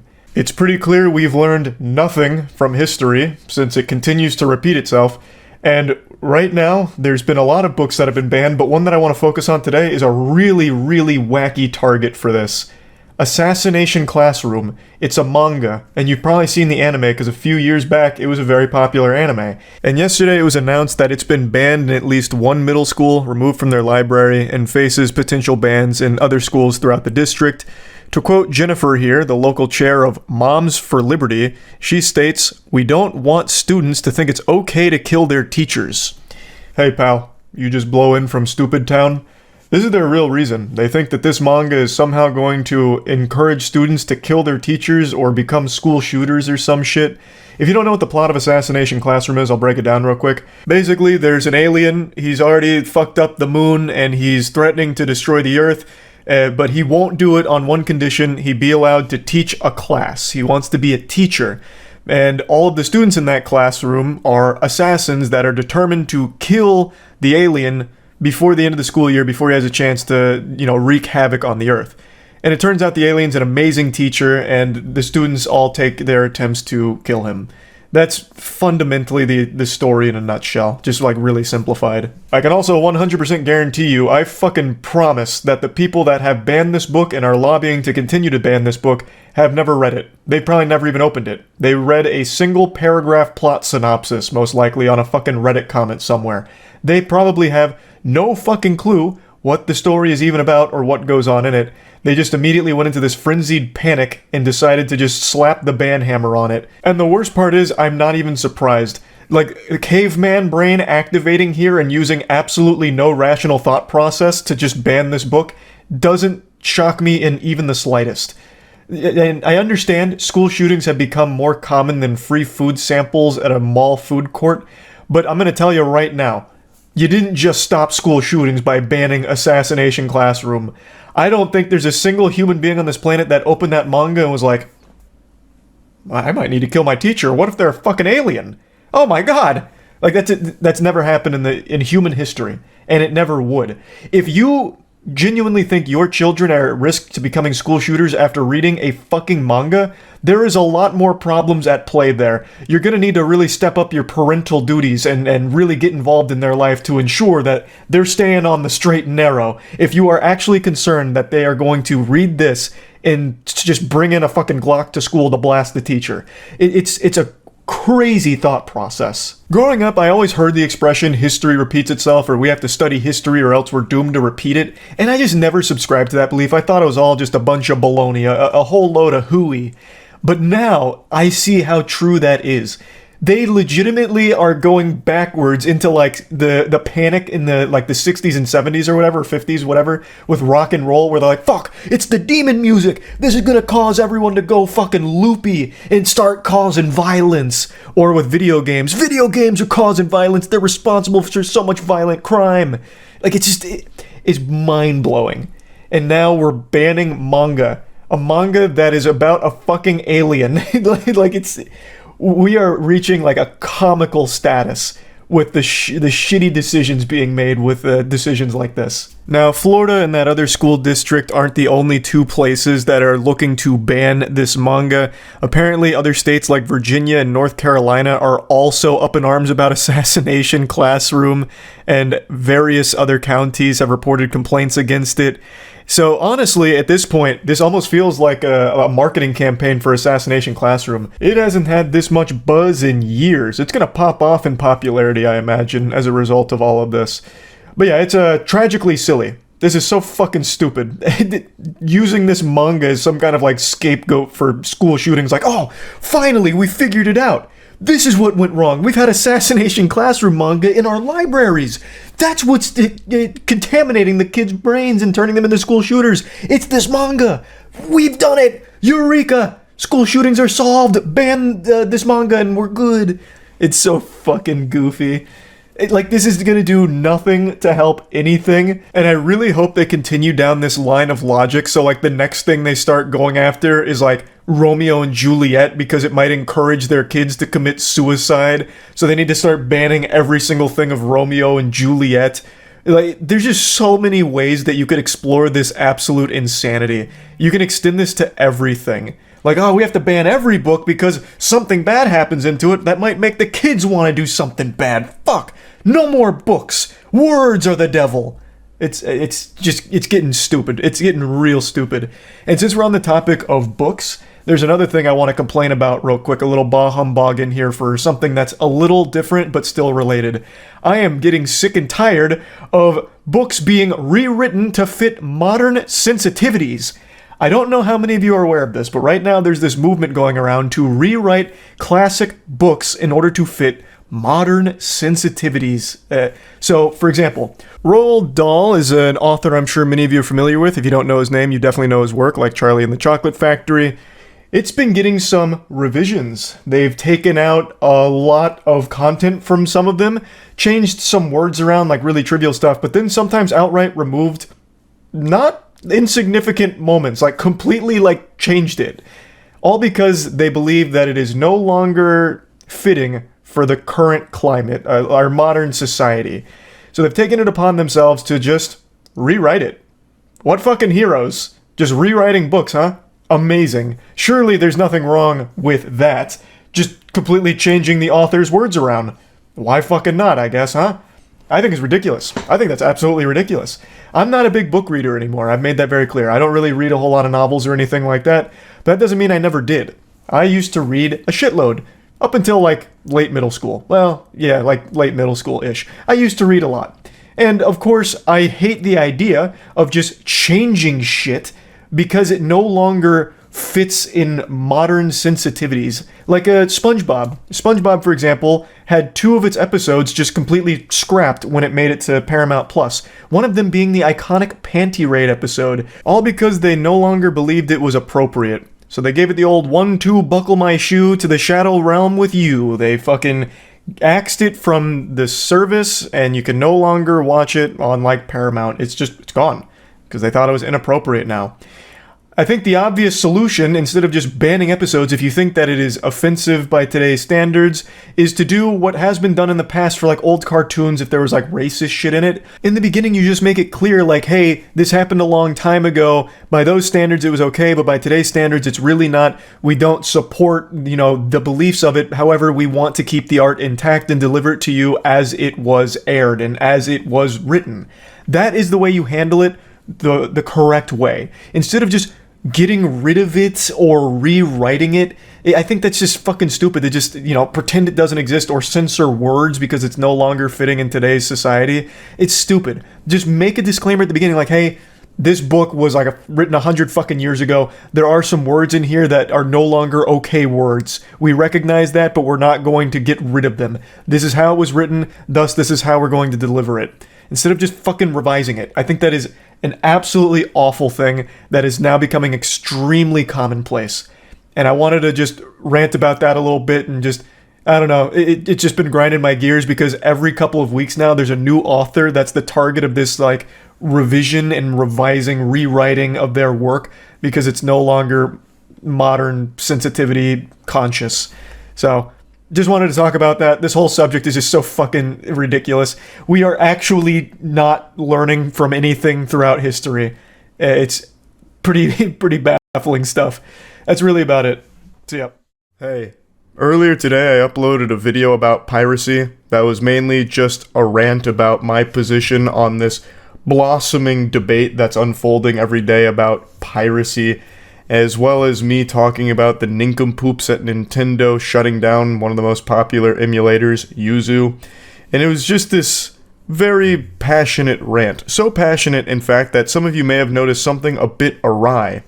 In the intro of that video, I said there was 2 topics I wanted to discuss, and only one of them was piracy. Just like Parmesan and a bowl of spaghetti and meatballs, I got too lost in the sauce, and I only talked about piracy in that video. I completely omitted the second half of what I wanted to discuss, and it wasn't until after the video went live that I had that eureka, come to Jesus moment. Gee willikers, I completely forgot the second half of that. Scratching at the hairs on my chinny chin chin, I sat here stewing in my own filth and ultimately decided, fuck it, we'll do it live and I'll just make a dedicated video for this second topic, which is great shows ruining their own momentum by taking these long mid-season breaks where they stagger their release and absolutely butcher all the hype they built up. Invincible is the latest victim of this, but it's not exclusive to just Invincible. As all of you know, I'm a huge fan of this show. I thought the first season was a damn near masterpiece. And Season 2, Part 1, I really liked. And as you know, there was a break. The 4th episode of Season 2 ended in November of 2023, and now Part 2 just started yesterday. So there's this long gap in between that where all of the hype just peters out like a little wet fart and people forget about it because things don't stay in the public consciousness for very long. And when you end it in the middle of something, people usually don't let it like hang there for that long.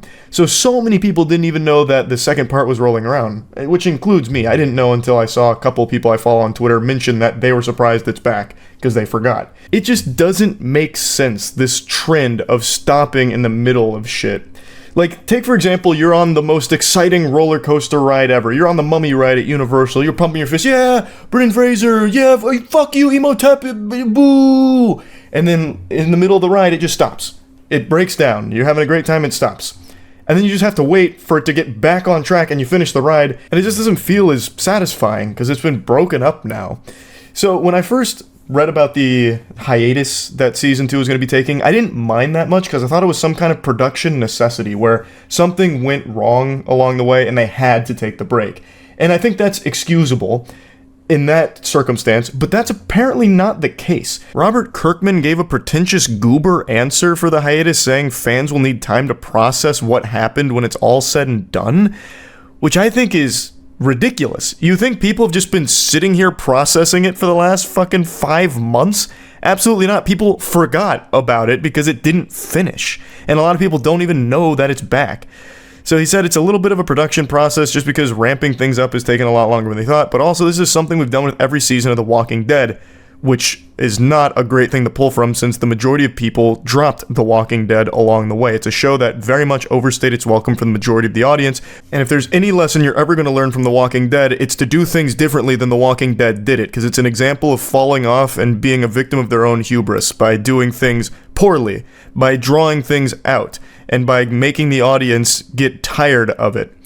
So he continues, I think narratively it's kind of cool to have that pause to digest what you've experienced. And when you see episode 4 of season 2, you may need a break. It's a big episode. It's definitely a mid-season finale kind of episode.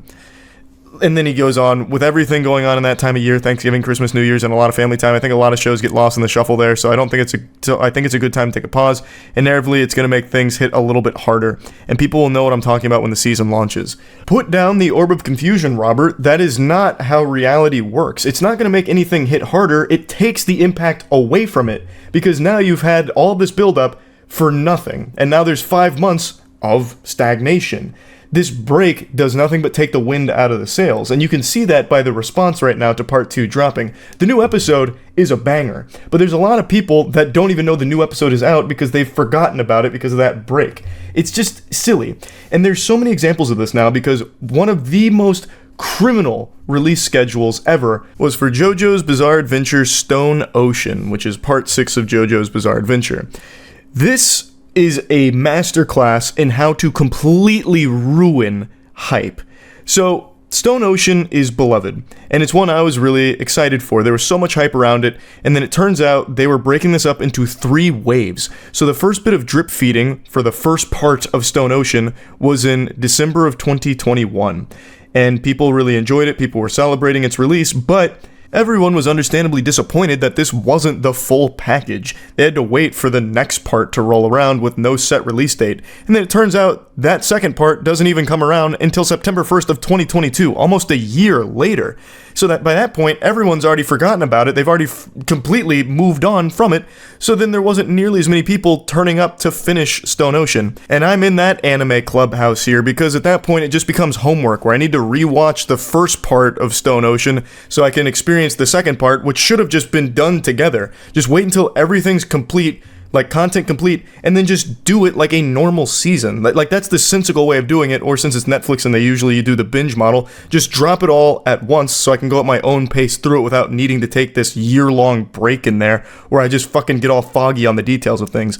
And to add insult to injury, that second part that came out in September still wasn't the end. They had to come back for a third release of Stone Ocean in December of that year. So there was another gap. Luckily that wasn't as long, but still the damage had been done, and so many people had already dropped it by that point and didn't finish Stone Ocean. I imagine if I asked for a show of hands who appreciates a break in the middle of something they're enjoying, there'd be no hands that fly up. That doesn't make any fucking sense. Like, who's gonna be watching Invincible during like a crucial moment and be like, whoa, stop, pump the brakes, Buster, wait a minute. I'm gonna need a few months to process what's going on here. Stop, I'm having too much fun. Please, stop, I need it to stop for now.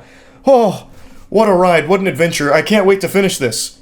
3 months down the line, 4 months down the line. That's the optimal way of experiencing it. It just ruins the fun.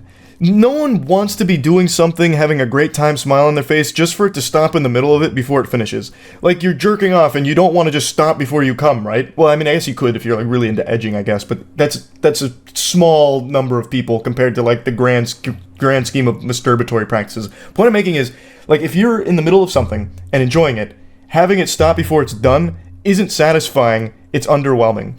There's just nothing to really be gained with that. You're better off just waiting until everything is ready so you can avoid having these long pauses, this long hiatus in there, because again, all it does is fall out of people's attention, and it becomes kind of a nuisance where, damn, I was really enjoying that, now I have to wait 4 months just for it to pick up in the middle of where this story was. It's not like the season ended and you're just impatient waiting for season 3.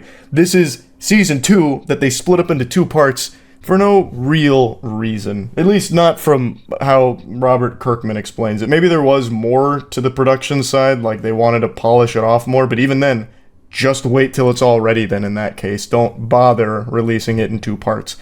That was another thing Attack on Titan did that I didn't really like, and I talked about that a lot. I hated how Attack on Titan kept doing, like, final part 1 of part 2, but here's the final parts, part 1, 2, and 3, and then part 1, 2, and 2 of part 2 and 1 and 3.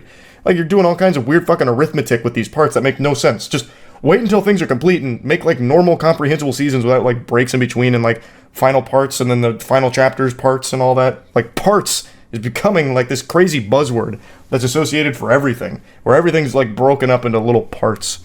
So, yeah, that just made me a little frustrated. Hopefully this trend doesn't continue with more shows down the line, because, man, it's a fucking headache. That's about it. So, yeah. Digitizer, eh? Your mission is to find the boy and escape. The boy must live and grow to be a strong fighter for the resistance. What the fuck? Okay, alright, I'm coming, John Connor. Your own children. It took us a long the boy! time to find a baby. I have something to say to you. Alright, if you say so, I'll join the telegram.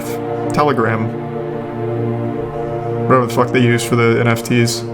Supreme Heights Evil Society must go down. Is that their name? Supreme Heights Evil Society? That's like in SpongeBob when they name themselves every villain is Lemons. Perfect world, and we will prevail.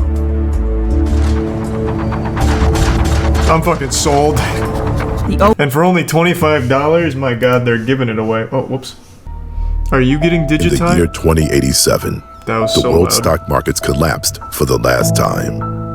It was the last nail in the coffin of capitalism. Damn, rest in peace, capitalism. Factories were already in full automation. This is so loud. The last workers were fired and thrown to the street. Technology that was once a hope for a better future has become the weapon of the few rich, only to defend themselves from the poor majority. No! Damn you, 1%. I like the run animation a lot.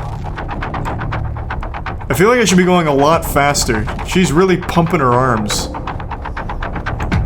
Out here looking like Sonic the Hedgehog, but barely moving at all. Oh, fuck!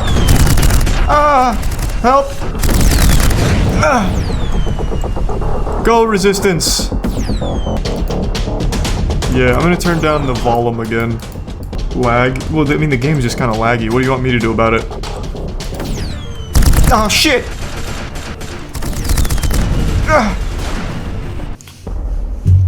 How bad is it on stream? People acting like it's really shitty. It's pretty bad in game, but not unplayable. Let me see on stream. I got it pulled up. I've got stream pulled up and it's not lagging at all. Oh, now it is.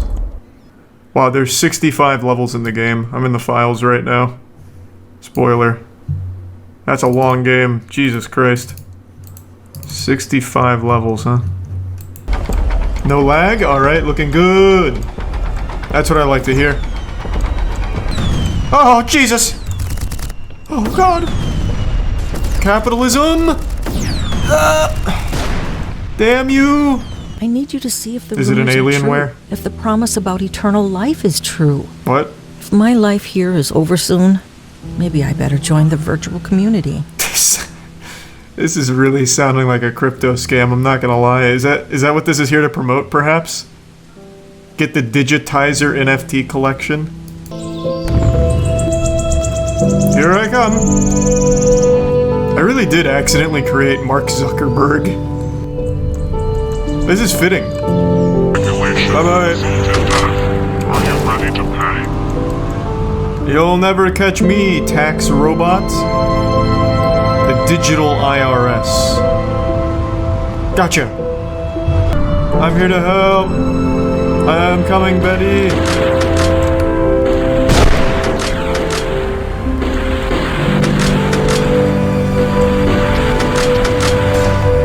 This RAM feature doesn't really work, nor can I shoot. I don't know why the music's that loud. I feel like this won't be fun bad. Yeah, if it's just going from point A to point B in a car, it's gonna be kind of boring. It had such a fiery start too. Oh my god, they take a lot of shots to die. Gotcha. Betty, fucking do something! I'm going down! Christ! Son of a bitch! And now I'm out of ammo. I literally just don't have enough ammo to kill both of them. Come here, give me it, give me it. Got it. Switch weapons, switch weapons. By the time I didn't even push them. What the fuck just happened? What is going on? Oh god! It's a mountain lion. Luckily they got the lead pipes out. Good work, civilians. Carry on. I'm not the park ranger, I won't tell anyone. Oh my god, he's already aimbotting. Fuck. Jesus. Oh god! Stop! Okay. I wish my vehicle had guns. Betty, fucking do something. How am I even supposed to fight this? Alright, let's take cover.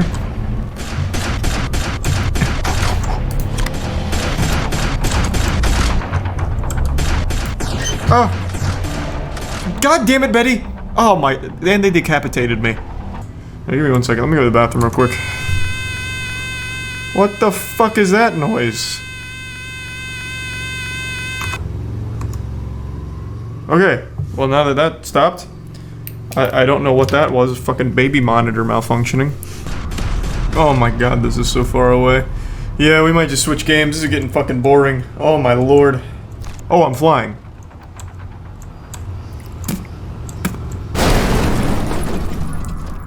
All part of my plan. Betty, please join me in the invisible boatmobile. There's room for two.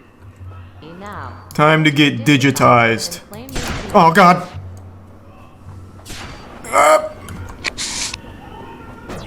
Everyone's strapped. No! Wait, what is happening? Oh god! Ah! I've transcended dimensions. Ah, Betty, you're here too. Alright, that's probably enough of this game. That was pretty wild. Got pretty crazy. Hey, Godfall. They're still trying to make this game break even? This vampire does look pretty epic.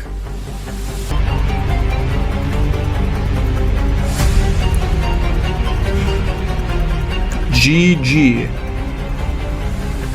Glad you liked it, Debbie. Debbie has 2 products in her account, and one of them's Epic Vampire. You're telling me that's a real human being? We got lucky finding a good shitty game right off the bat.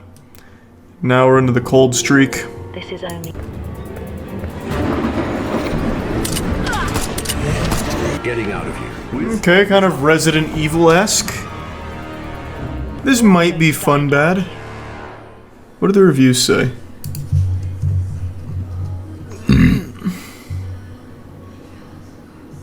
This is crazy good. I'm too nervous to keep playing tonight. Played with dark light in my room and I usually don't get scared or nervous from zombies. Wow. Wait, these are positive reviews. 18 gigs? Holy shit. Man, this thing's coming in here packing meat. Oh, down to 5 gigs now. Let's ride. Outbreak. That was pretty cool. What the hell? I can't remember anything. I need to get out of here. Looks like someone left my gun on that barrel. Better take it with me. Why even hire voice actors if they're clearly just gonna be like reading a script unenthusiastically? Just use text-to-speech at that point. Also, this is the biggest pistol of all time. This is the size of her entire torso. Please? Holy shit, please. This is like the same control scheme as Fleshgate. Everything's like inverted. Show me that ass. Oh, God! I got you. I got you now. That's enough of this game. Alright, I've had my fun. Actually, I'm gonna refund that one. Jesus Christ. $25 for 5 minutes, you fucking swine. We got 8 minutes of fun out of that. 8 minutes of playtime.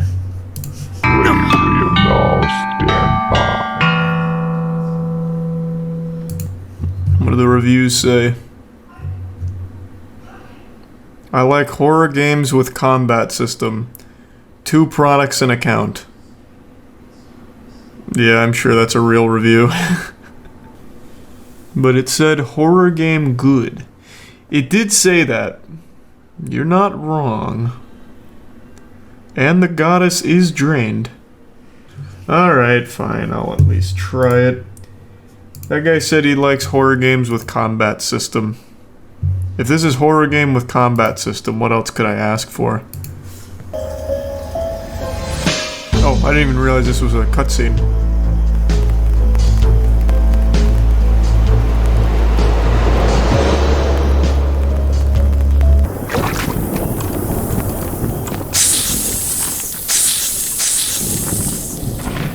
That is the hardest game ever made. Okay. I will not be going through there, I suppose. Gotcha. Oh boy, oh god. Okay, that's not right. Can I go up this way?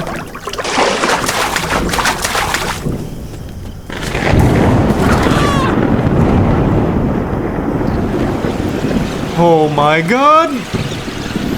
I hope this thing likes potatoes, because it's all I got. Oh, is this like a giant fucking meatball?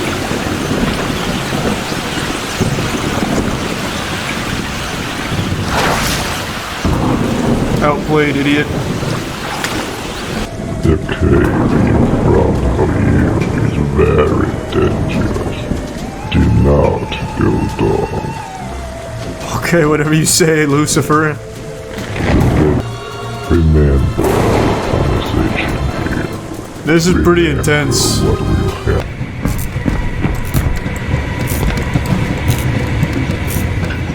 Put the newspaper in the box. Oh wait, maybe I actually do light it on fire now. Wow. Oh, you definitely looked up a fucking playthrough for this game.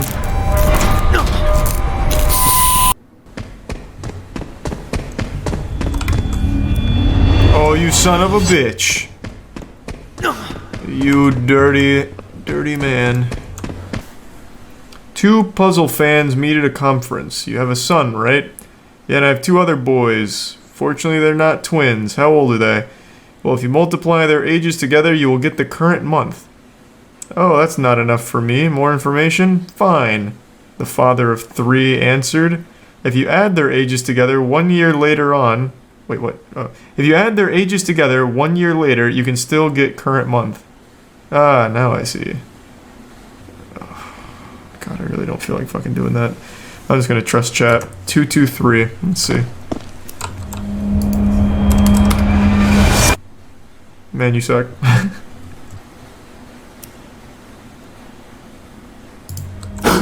Gotcha. Screw you. Whoever is watching me. Fucking amazing. Let's go. I've tried breaking this cracked wall 1,000 times. I've hit it like 50 fucking... What? How many times did I hit this wall without that happening? I literally hit this fucking thing at least 50 times. Was my game just glitched? That made me sad.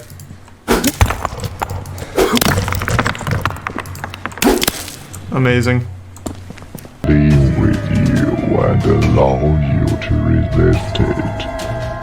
Suffering that never punishment. What does this mean? What the fuck are you saying? The just twisted one shall not be revealed. Oh god, it's Scorpion! Fuck is that? Stop that amulet. Wait, what did you just hit me with? A boomerang? What the fuck? Just... Alright. The goddess has drained.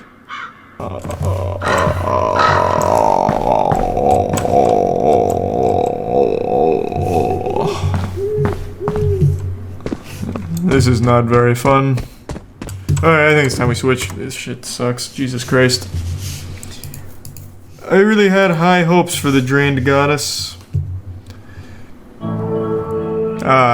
Island of Unity assets, huh? I already know how this is gonna go. Yep. Fuck yeah. And for only $12, you couldn't ask for a better deal.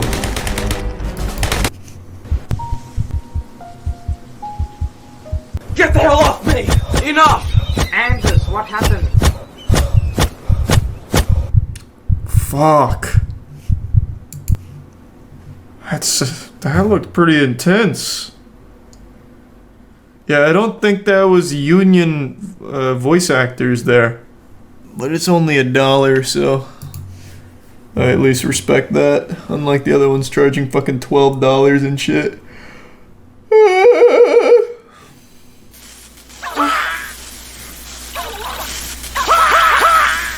This looks awesome. I remember when I was like 14, there was this video game making program where you could just like plop down pre-built assets into like a random map that you could influence a bit, and it looked a lot like half the games on here. Do people still use it? I'm trying to remember what it was called. It was called like FPS something. Because I don't even know how you make a game that shitty. Like, not even Unity lets you make a game that bad. Freak Field 2042. Oh. I mean, Battlefield 2042 really shit the bed. Maybe it's time for Freak Field to rise. The Nightmare Inside is a first-person horror game filled with puzzles?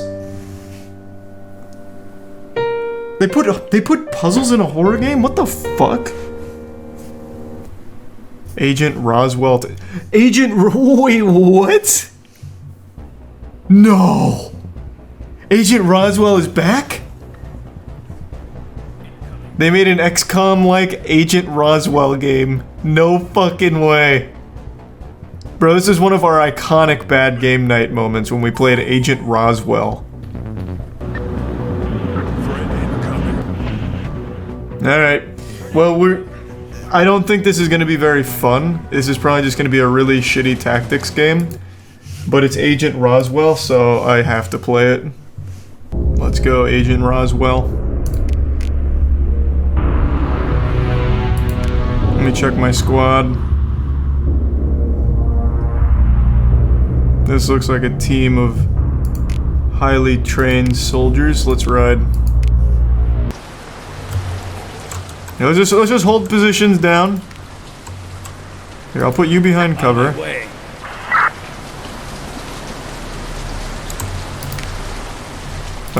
You'll watch our flank. I think that might be worth what. Wait, can I get you on the roof? Moving into position. Alright, let's move up. I'll go. Okay, surely I can hit him from here. Oh my god. What do you mean? Ah! Now we're talking tactics. Acknowledged. Got him. They're all dead. This game's fucking epic. Alright, one down. Where to? Can't believe this guy can't shoot over a car. I'm out of here. What do you mean it's not me? What? You make it sound like it's... I had no say over that. The game just sucks. What the fuck do you want from me? Bad game night. Why'd you get like so personal with it? I wanted him to shoot over the car. I tried twice. Whoa! Incoming! Holy shit! Move up, soldiers! Surely they can peek around cover to shoot, right?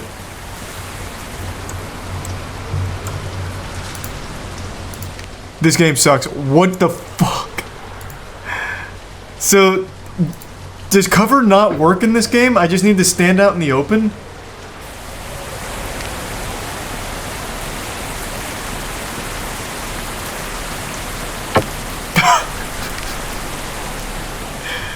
You think you can hide from me? Yeah, sure. An interesting strategy, but not good enough. Ooh. Tango spotted! Tango! But that's... Those aren't tangos, it's ammo. What? Unless the ammo's gonna just start shooting at us, I guess. They're disguised as ammo. Yeah, maybe. Well, this is one of the most boring games I've played in a while. Holy shit. But I will finish this mission for Agent Roswell. Oh my god, is there any... This map is so insultingly large, too. With nothing here. Roger. There's fucking nothing. There's gotta be someone in here. There's fucking gotta be. Enemy incoming! Enemy! Incoming. Oh my god, there's a human being in here. I'm on it. Let's do an aimed shot. Fire. Pretty good. There are somehow still 6 enemies on this map. It's a trap. It'll take so long to get the other 6 that you'll miss the 2-hour window. What the hell? That's big brain, you might be right. Helicopter! Oh god! Can I melee him? I'll end my turn till I can melee him. Ah! I give up. This game is so fucking boring. Holy shit. Oh. What happened to you, Agent Roswell? Another day, another out-of-touch dog-shit MetaVerse presentation, desperately trying to get anyone, anywhere, even somewhat excited about the MetaVerse. I swear to God, there was more hype around getting the bubonic plague than there has been for the MetaVerse. People get more excited getting fired from their job than anything involving the MetaVerse. I bet couples would prefer that their significant other cheat on them rather than join the MetaVerse. Everything around the MetaVerse has just been a catastrophic failure at every turn. It's like a star going supernova, but instead of a star, it's a septic tank. And instead of an explosion, it's everyone laughing it out of existence. It is such a joke of a concept at this point. Every single thing the metaverse tries to show or do is immediately mocked because it is so unbelievably out of touch. Today, they did a last-ditch effort to try and appeal to athletes, so now they have Coach Nat entering the metaverse in order to try and get basketball players excited about metaverse possibilities, and it's fucking abominable. This might be their worst one yet. I would rather watch my car get stolen in front of me than watch more of these metaverse presentations. It is baffling.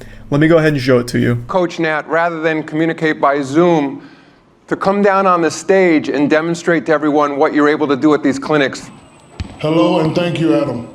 Yeah, that is Shaquille O'Neal's voice, and I love Shaquille O'Neal. He's like the Keanu Reeves of sports. He's just so fucking likable. How can you not be a fan of the Diesel? Shaq could beat the shit out of me, spit on me, and leave me stranded for dead in the desert, and I'd still ask for an autograph afterwards and say nice things about him. He's definitely the best part of this awful event here, but you can tell he's phoned it in. It's just a paycheck for him. Now, all of the astute observers out there will have noticed that in the Zoom call, there was a lot of big names. Probably the biggest amongst them was Obama.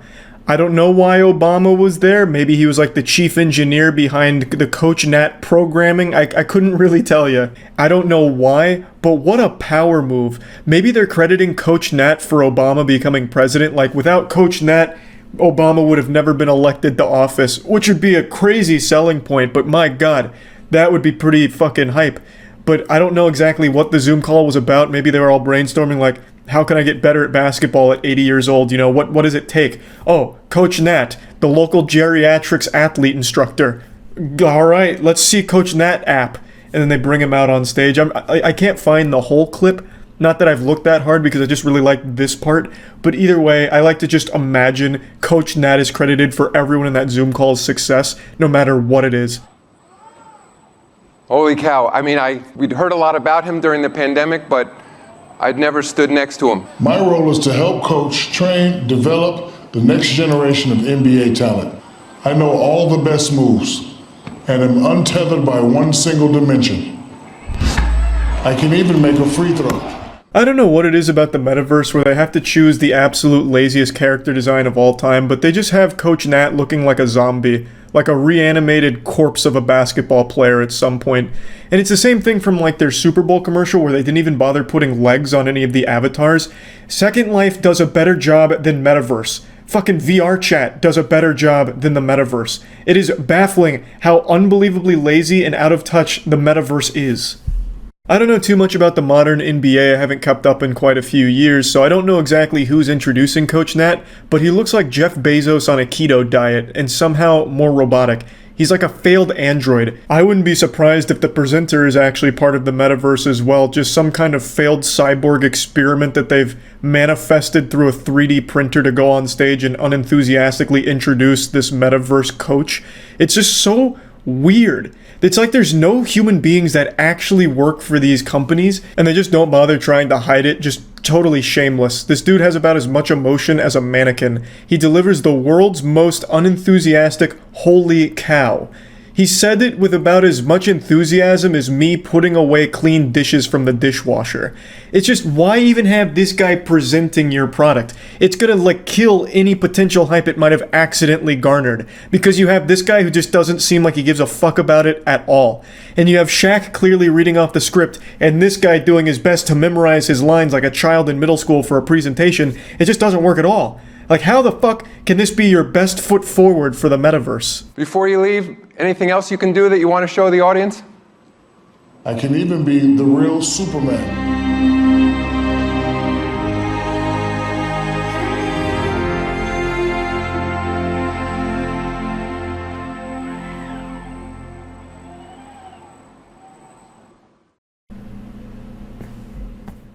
Yeah, oh my god, he was flying! Oh fuck, oh my god!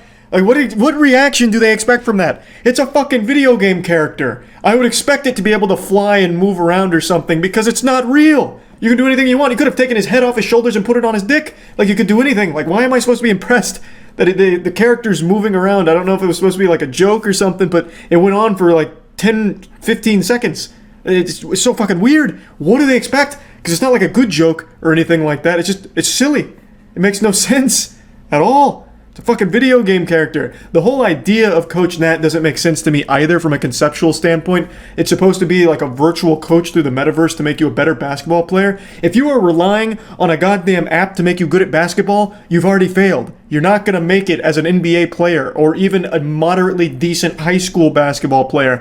To be good at the game, the sport, it is a physical activity. You need a real coach to be correcting you real time as you're actually playing the sport. I don't think there's a reality where you can log into the MetaVerse NBA Jam with Coach Nat and expect whatever you're doing there in the video game to translate into the real world. I don't see how that would happen unless it's like some kind of shit where Coach Nat also gives you some fucking microchip in your skull that is like the ball from Space Jam after he sapped all the talent from the NBA players and given it to you for, $15 a month or whatever he costs. I just don't see the future of the NBA being in Coach Nat's hands. I don't think the best players are going to be suckling from the infinite wisdom of Coach Nat's bosom. It just doesn't seem plausible to me. I was really good at Guitar Hero, but I fucking sucked at the real guitar. There is just a difference between being good in a video game and being good in the actual physical world in the same, sport. I just don't see how that's going to change, even if Coach Nat's giving, genuinely decent advice. Keeping your elbow closer to you when you're shooting is good advice. But you can already find that advice for free on YouTube from just watching, general basketball tip videos as opposed to paying for the Coach Nat tutoring in the VR metaverse. And again, if you're going to pay for coaching one-on-one, why not just get a real world human being to teach you? Because then you can be in person and they can correct your form in real time. So you don't develop bad habits and they can actually give you the advice and show you how it's implemented as opposed to just being in this VR game. You can be ranked 1 in the MetaVerse basketball program, but actually suck stinky shit in the real world at basketball. Because I don't think VR gaming ability is going to work on the court, right? I just don't see it happening. So yeah, this is just another fat L for the metaverse here. I don't know why they can't get anything right about it. It is shocking. Every new presentation, every new ad is somehow worse than all the previous ones. It just keeps getting worse for it. I don't know how they keep doing it. But yep, just wanted to share this new one. That's about it. See ya. Have you ever wondered why you're not a millionaire right now? Well, the reason's pretty simple. It's because you don't have the right morning routine. You haven't optimized your day-to-day like all the other rich people in the world have. It's the only thing holding you back. All you have to do is follow what countless YouTubers have shown you for their morning routines and you're guaranteed millions of dollars. I've clowned on rich people morning routine videos for years and I will continue to do so forever because for some reason these fucking things are still popular. And it's always just the same garbage regurgitated over and over again like it's 2 girls, 1 cup. Get up at 4 a.m. You gotta be ready to grind. You gotta start your day while everyone else is sleeping. While they're snoozing, catching Z's, you're catching W's. 4 a.m. when even the Sandman is slumbering. You're doing 100 push-ups, then you drink a raw egg smoothie, then brush your teeth using coal instead of toothpaste and rub powderized rhino horn on your nipples. And then 50 other steps that take 5 hours. And then by 9 a.m. after you've done everything imaginable, like it's a triathlon, then you start to maybe think about doing something productive. It's all just nonsense. Almost every single time these videos are just there to promote products. Usually they're sponsored videos, and they are always pushing a wide array of things that you'll never need. It's just because they get a kickback for it, for supplements or skin creams or hair shit, grooming shit. It's never authentic. And today I want to show you one that I just saw from a YouTuber named Alex Costa, whose video is titled "The Morning Routine That Made Me Millions." So it leads people to believe that if they follow this, they might be able to start making some millions too, just because they're following this successful person's routine.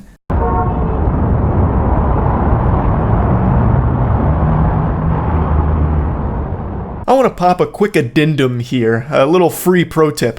He's in New York for this.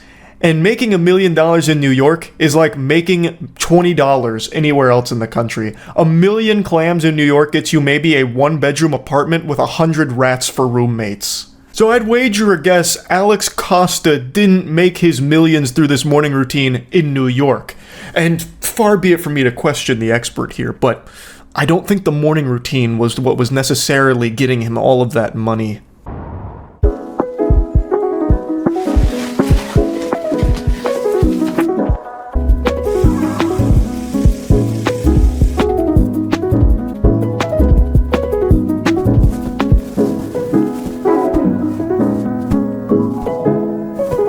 Hey Google, play my AC morning playlist. I didn't even realize I had the video set to 2x speed until right now when I was watching it back, and I thought to myself, something's gone awry here. The music sounds like Stardew Valley if it was sped up. And then I went back to the video and realized I had set it to 2x speed. I don't even know when I did that. I must have just got real bored when I watched it the first time. Anyway, though, everything so far is just so normal. He gets up at 7 o'clock. That's like a reasonable time to get up. He splashes some water on his face. He puts on some deodorant. He makes the bed. Super simple stuff. At the very least, to Alex Costa's credit, he's not doing something over the top and ridiculous like, I get up at 5 a.m. and the first thing I do is I drive my monster truck through a fucking brick wall just to feel alive and start my day.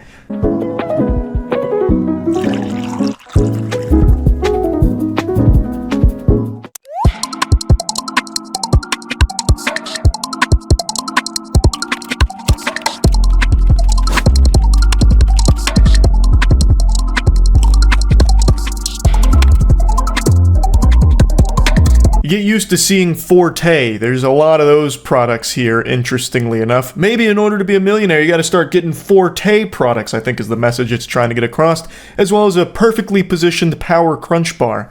But the keen eye, the astute observers may have noticed something fishy when it zoomed in on the power crunch bar.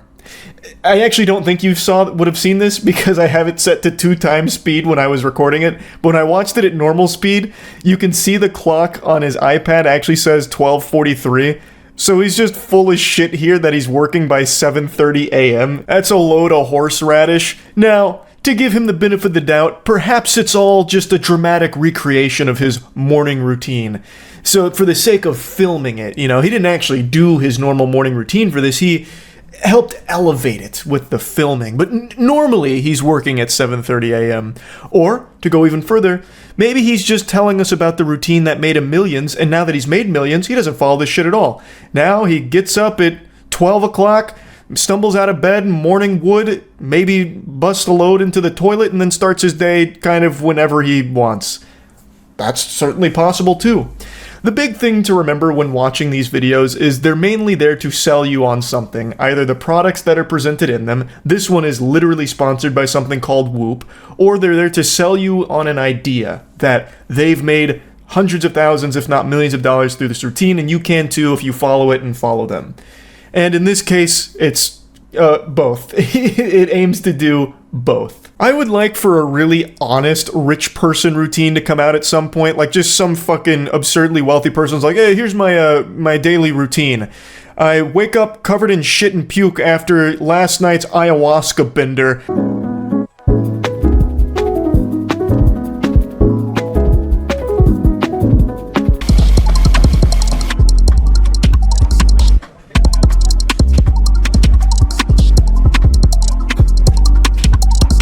Once again, it's not the time that he says it is. It's not 8:20 a.m. It's 1:28 p.m.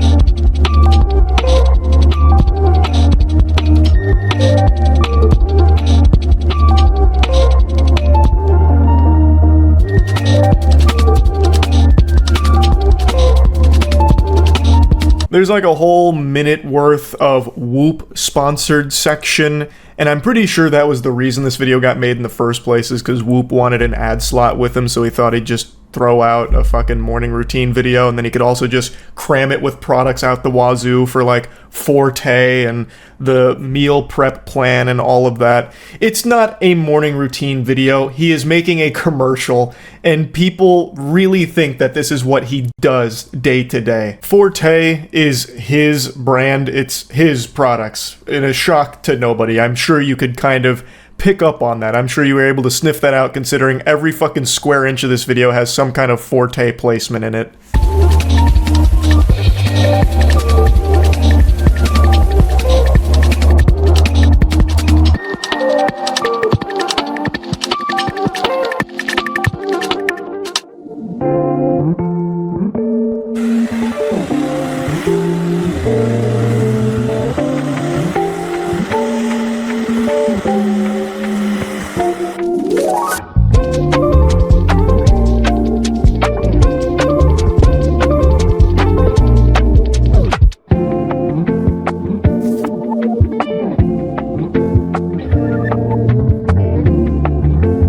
Thank heavens I had this video in 2x speed. I would hate for anyone to go through the agonizing, excruciating torture of watching all of that at normal speed, because it's literally like 1:30 all about him just putting Forte in his hair and beard and all of that. I still really don't understand why people actually like morning routine videos. You don't get anything valuable out of it. You're watching a guy just take a shower and put shit in his hair and beard, his own products, to try and sell you on it. Like, what did you learn there? Hygiene? Like, do hygiene in the morning? Like, that's a good idea? If you're an adult that has to watch a morning routine YouTube video to be taught that good hygiene is important, you're already fucked. Yo, that's good. Bro, these photos from the Forte shoot yesterday, they're sick. Really? Dude, check them out. Yo, this came out tough. What? Bro, look at this. Bro, come over here. Check this shit out. That photo shoot from yesterday with Forte, you know, the brand that we own. Look at how these photos came out. They're like the Mona Lisa. Like, aren't they awesome? Do you think I look hot enough, though? Like, be honest. Like, do I look hot enough? Okay, alright.